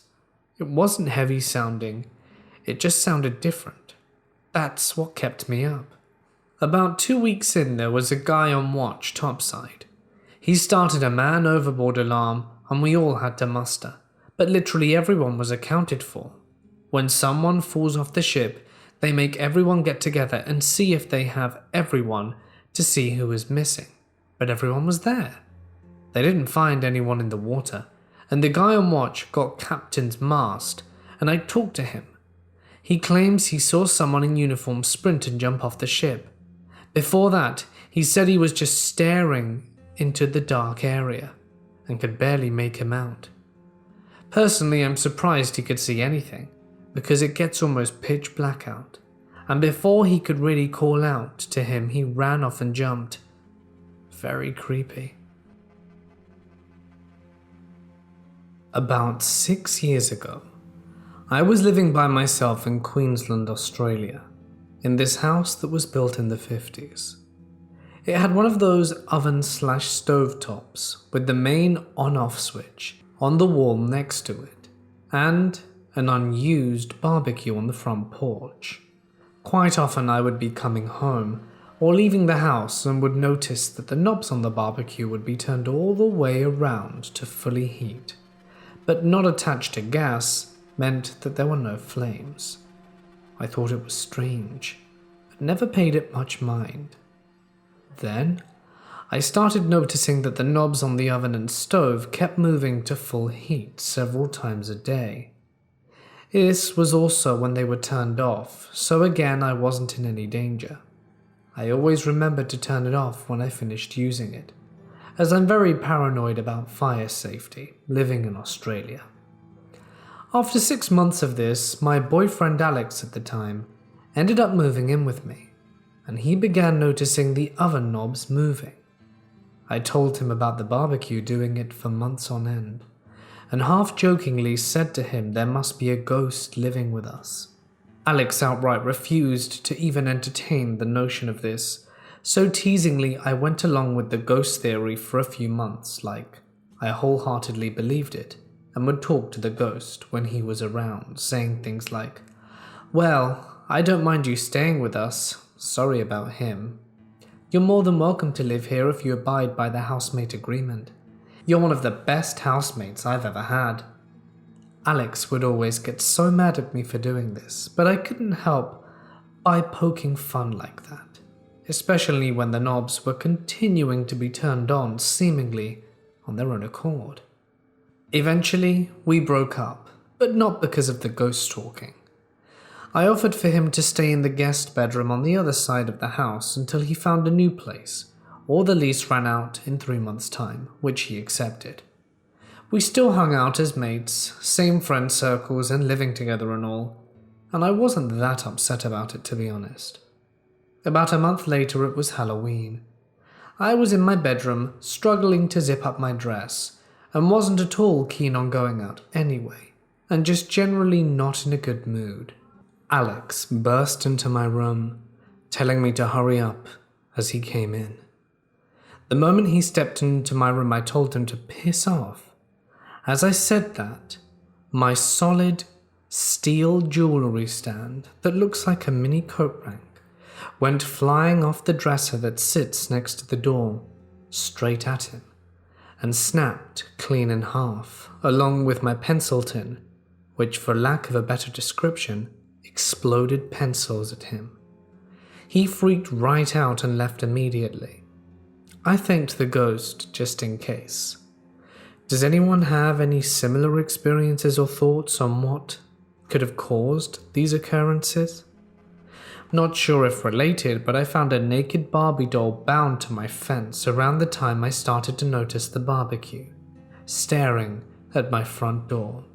Its fingers had been melted together and had black scorch marks all over its body, like that sooty black stuff that you see when things have been near a flame, whose hair had been colored pink and green the same as mine. Creeped me right out. However, that could have easily just been some loony in the neighborhood. I live in Lompoc, California. I also live across the street from the cemetery. I used to hop the fence on one side of the cemetery to go to a friend's house who lived on the opposite side. If I went around, it would easily be around a 4 to 5 block walk to her house. So yes, I used the cemetery as my route. The keeper of the grounds who lived there called the cops on me several times, so I stopped. I also have been driving for years now, so there's no need anymore. Anyway, on one of my walks over to my friend's, I notice a treehouse has been in the cemetery off to the side. It was in a trench in a deep wooded area. There's been a few nights when I've gone out and hung out inside of this treehouse with a few friends over the years. However, every time I went, I would see spirits. Yes, I was scared many times, but seeing my friends happy and enjoying themselves made everything worth it. Except one night in December 2018, when I had brought new friends with me. During this time, I was going through a lot and kind of going through a bad group of friends. I brought some to this treehouse. Like I have mentioned, I see at least something, but it's only for a few seconds. This time, however, I saw a rather large man, kind of burly yet completely transparent. I feel him before I see him. I feel how sad and lost he is, but I can feel how gentle his soul was, and he was only looking for help. Since I could feel him, I started hearing footsteps, breaking twigs, leaves and such. My friends hear this too. I look over and I see this man, and all I can feel is how confused he is. He starts walking up, but freezes once I saw him. I yell out to him that it's okay, and we're not going to hurt him. I told him he's okay being here if he wants to stick around, but then my friends wanted to leave, as they were quite freaked out.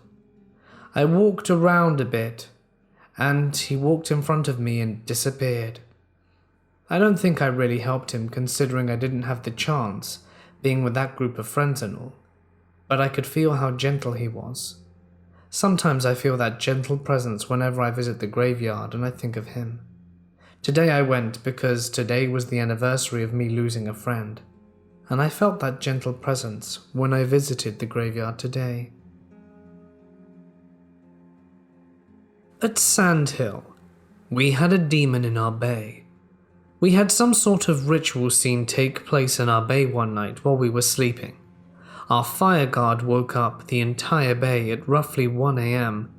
and screaming at our PG over the incident. According to the guys on fire guard, the one on the first bunk to the left of the fire guard's desk, both of the dudes top and bottom came off their bunks, fell to their knees and started making hushed whisper noises like they were praying. Then every other bunk after them faced back towards the latrine. When everyone had faced, the whispering prayers got a little bit louder, and Fireguard decided to flip on the lights and start screaming. I wasn't there, however, because I was doing my battle buddy and I'm laundry. So I only saw the aftermath of the Fireguard halfway to tears, and they were pretty solid dudes. But I had my doubts it was a real thing, until fast forward to about a week later, and I see that thing. I truly believe this was a demon. In our platoon alone, we had 5 guys attempt to take their lives, and one had a very serious chance of succeeding. If we hadn't have come up the stairs in time. The guy tried to do it on the balcony with his belt, but we cut him down. His neck turned out to be broken. So that night, I came back up to grab my battle laundry, and we trade off doing each other's, and I'm about to wet myself in the kill zone, which is shaded by a massive locker and weapon racks, and there's this huge dark mass that almost looks like a female figure, darker than cave darkness, and there seems to be appendages or something swirling around it. It was just slowly moving towards the bunks on the other side, and I looked to the fire guard, and they were out cold. Everyone was. I simply closed the door from the stairwell to the bay and got out of there. It's easily one of the most disturbing things I've ever seen, and it still fills me with fear and sends shivers down my spine. I would later see this same disturbing creature walking swiftly past the drill sergeant's office and down the stairs later on in basic. Last year, my 14-year-old cousin took their own life, which was heartbreaking for the entirety of my family. I'm ashamed to say we weren't particularly close due to an almost 10-year gap, and also us both being fairly introvert. But his passing broke my heart, especially as someone who was also feeling the same way at that age.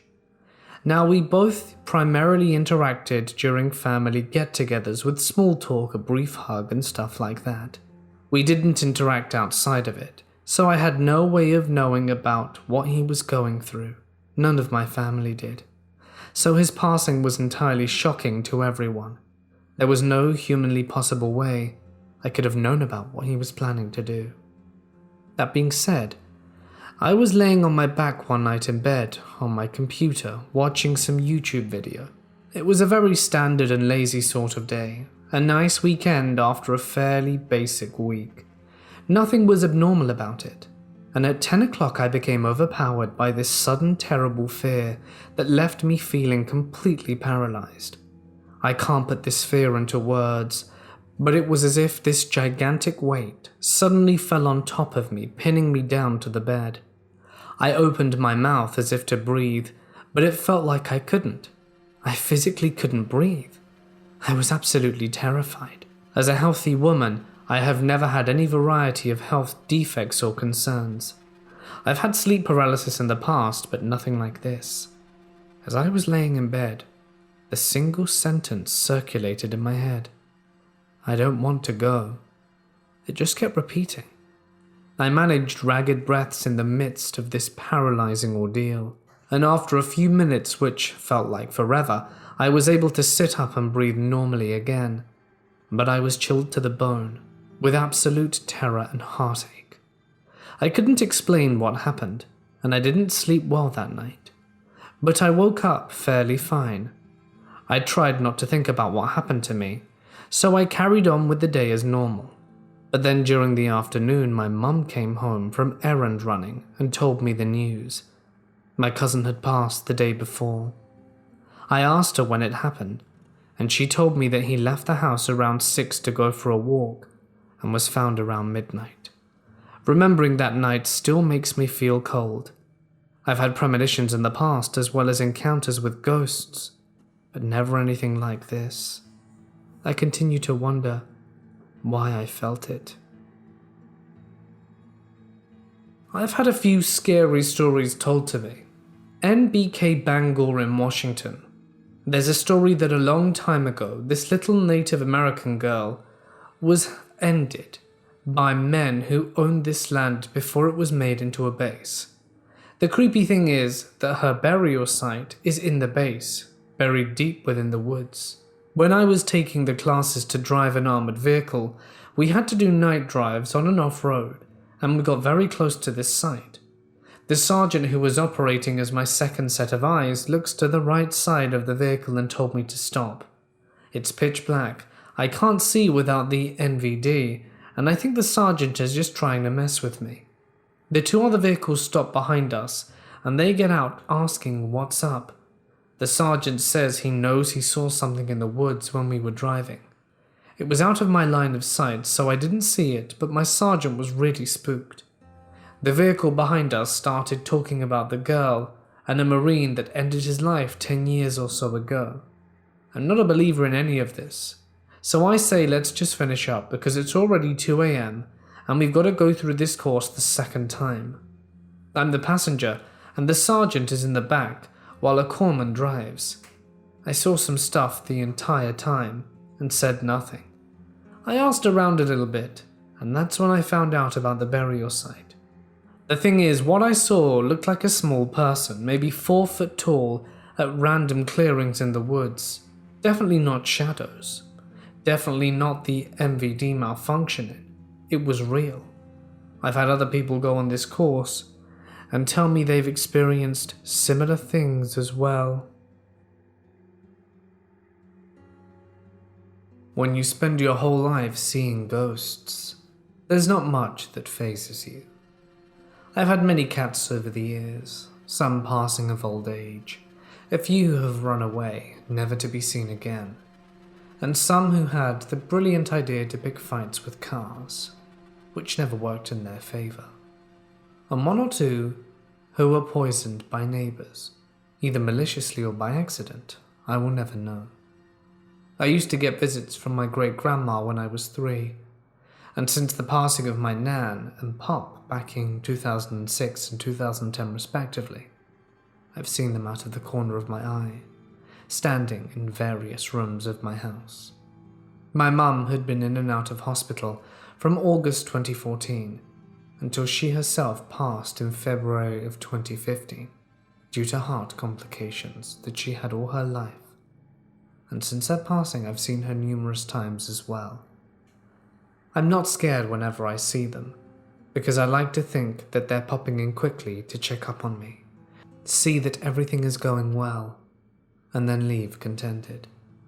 My grandmother, nan, mum, and pop. I can understand seeing, but it's the other spirits that leaves me scratching my head. You see, I'm being haunted by the ghost of a little girl. She appears to be around the age of 8, with long braided brown hair and wearing a red and white dress that appears Victorian in design. She does not appear malicious, because I never feel any kind of fear or feel like she means me any harm. In fact, her presence feels joyful, filling whichever room I'm in with warmth and serenity when I see her. What sets the little girl apart from the spirits of my family members is that the little girl is more animated, dancing on the spot, twirling around as gracefully as a ballerina, and always smiling. Some nights when I lay in bed, I even feel 2 tiny arms wrapped round my waist, holding me until I drift off to sleep.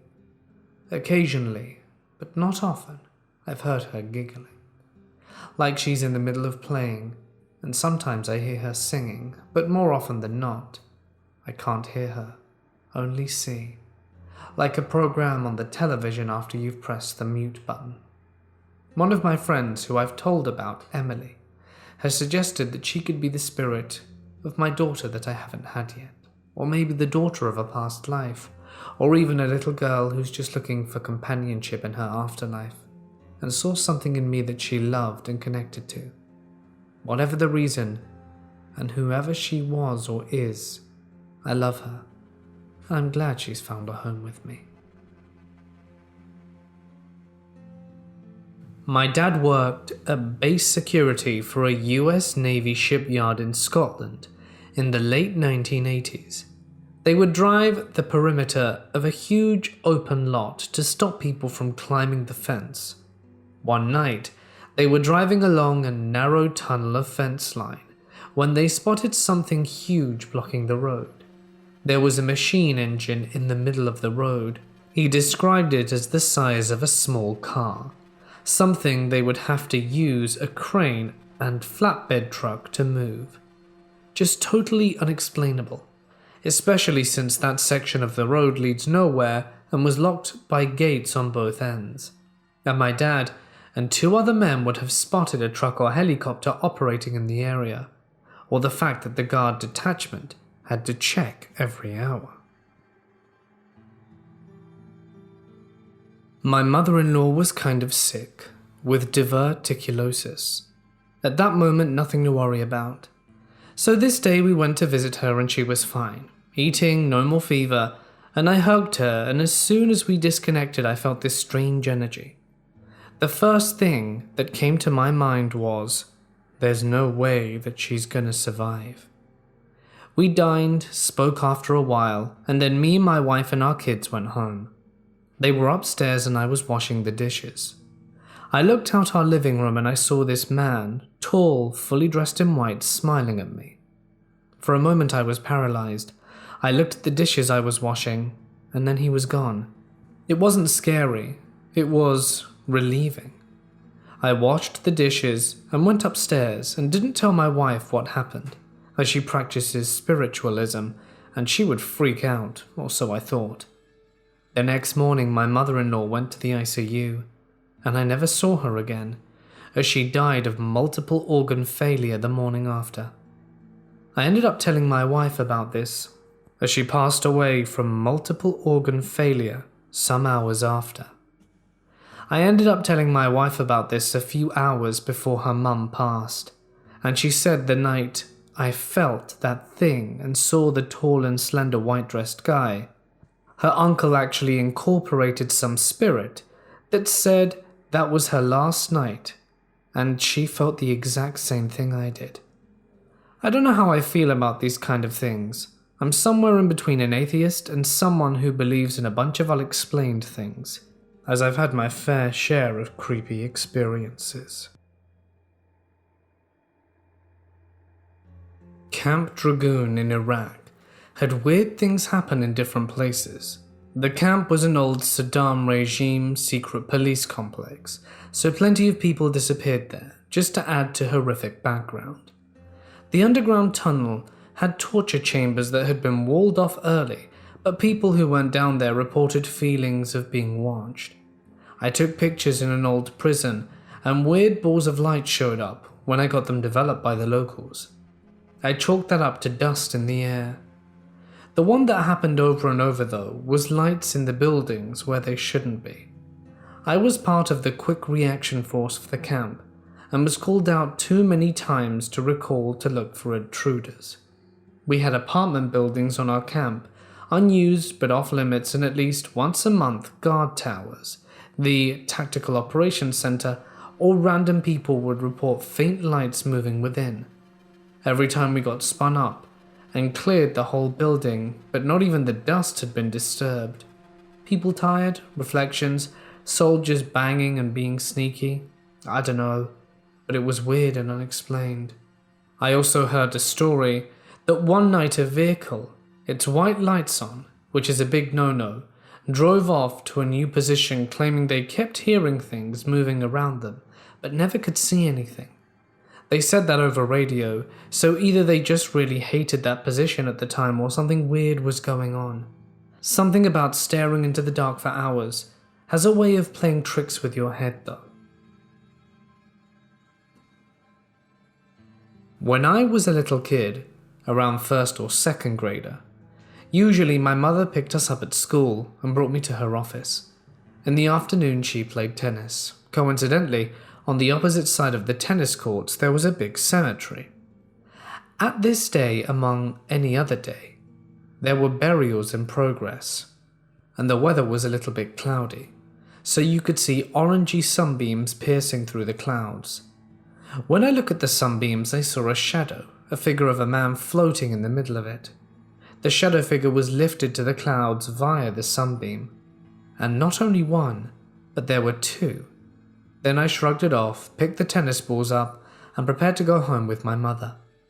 On our way back, we had to pass through the way where the cemetery was located, and I asked, "How many people died today, Mum?" "I don't know for sure, maybe 2. There are 2 hearses parked over there," my mum said, while pointing at them. "When people die, do they go to the sky?" I asked curiously. "Yes, my dear, they go to the heavens," my mum replied. And ever since then I always try to look up at the sunbeams whenever there's a burial in cemetery areas, but to no avail. I can't see any of the shadowy figures anymore. My uncle grew up in an old Scottish house that came with the job of gamekeeper for the reservoir it was next to. It's a large place, even having a turret and battlements on one corner. My uncle would always tell me of the time he saw the grey lady standing in the doorframe of his room. My uncle grew up extremely terrified of the dark for that very reason, and this in itself went a long way for the family believing it was true. Fast forward to about a decade ago. The family are all up in Scotland again, revisiting places of their childhood. And then we happened to go near the old house. We ended up knocking on the door and kindly the owner agreed to let us tour the old house. A bit of a nostalgia trip for my uncles, aunts and father. We came across old remainders of their time in this house, such as scratching the favorite football teams on the inside of a cupboard. We ended up asking them about more paranormal things, and the conversation ended up going like this. So have you heard of the house being haunted at all? Oh yes, you must mean old Tam. He rattles around the tower occasionally. No, that doesn't sound right, it was more in the basement. Oh, the Grey Lady. By which point we all became very silent and left shortly after. I was never really sure growing up that my uncle was telling the truth or not, but this experience taught me to keep a very open mind. When I was in Vilseck, Germany, the Rose Barracks, as part of the 1st Infantry Division, I had an interesting run. This was about the year 2001, and not long after a long deployment at Kosovo. I was an E4, about to be promoted to sergeant, and had a fellow NCO who named his Humvee Area 51.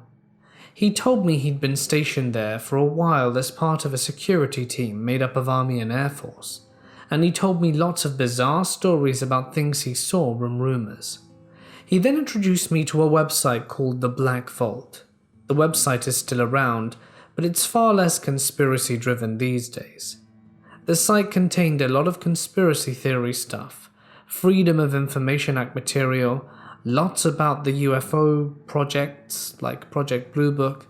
With hindsight, it's probably a bad idea to look all this stuff up on a government computer at work. He and I both had a series of encounters with military intelligence and even an actual CIA spook over the next year. They went through my living quarters while I was at work, trailed us, and a year later I relocated to the National Guard in Texas and it all ended. But it was a strange amount of attention to receive about a subject that's nonsense to our government. I used to live in a flat in an old house, 18th century, and one-time home of a fairly famous artist. One night I woke up and there was a little boy standing at the foot of my bed, dressed smartly in what I thought at the time was a tuxedo or dinner suit. I've had sleep paralysis before, so I shut my eyes and tried to ignore the panic overcoming me. I could feel the bed depress as he climbed onto the bed and crawls up until he's right behind me. I felt him put his arms around me and then breathe into my ear, but it's what he said which freaked me the hell out. Come and play with my friends. He's called Colourfulify. Just the way he said it, and the way I knew he wasn't talking to me, and what the hell he was talking to. I slammed my head backwards, which either scared him off or woke me up properly. Remember how I said the house once belonged to an artist? I looked up some of his paintings, mostly landscapes and buildings. But one of them was a painting of a little boy in finery, which looked eerily similar to the boy I had seen in my room. Ever since I can remember, I've always had a vast cocktail of sleeping disorders, sleep paralysis, insomnia, lucid dreaming, and nightmares. But lately I've been having something odd. A few years ago I started noticing that my dreams began getting more and more bizarre as time went by, and soon I started noticing small details in my dreams that came true the very next day. I would dream my friend in a red shirt. The next day she had one. I dreamed about a car crash. The next day I would see a car crash in the news. Usually very mundane in general. It didn't really freak me out much because I thought this is just regular day-to-day stuff and is a coincidence. But that's when things started to change. 2 years ago I went with my family to America for the first time. I was really excited to see Disney World, Universal and buy stuff from Hot Topic. But once there I just felt very hollow. I guess I couldn't enjoy the trip. One day I woke up feeling awful, told my sister something horrible probably was about to happen, and less than half hour later my grandmother passed, and the feeling of dread left me. This started happening more and more often. I would dream about specific situations and they would come true the very next day. And this time they were not as mundane or common as before. I once had a dream where I saw an old friend from primary school. I hadn't seen or heard from her in 10 years, and the next day she appeared at my job. I'm just kind of starting to feel stuff before it happens. Has anyone else ever experienced this? Can I trust these feelings? I usually don't believe in anything that cannot be proven by science, but something tells me I have to believe in this. A couple of years ago on Christmas Day, my mum, paternal grandmother and I paid a visit to my dad's grave. It had been roughly a year and all three of us were missing him horribly. We parked the car, walked to his grave and stood there in silence. As I stood there with my head bowed, I silently said to myself, "Dad, I miss you. Show me that you're still here and watching over me." Not immediately after, but perhaps 30 seconds after having said that, a strong gust of wind blew, strange for an otherwise calm sunny day. A small cyclone of leaves formed around a few feet behind where we were standing and made a straight path to the car that was parked about 40 yards away. As soon as it reached the car, it was gone. We didn't think much of it.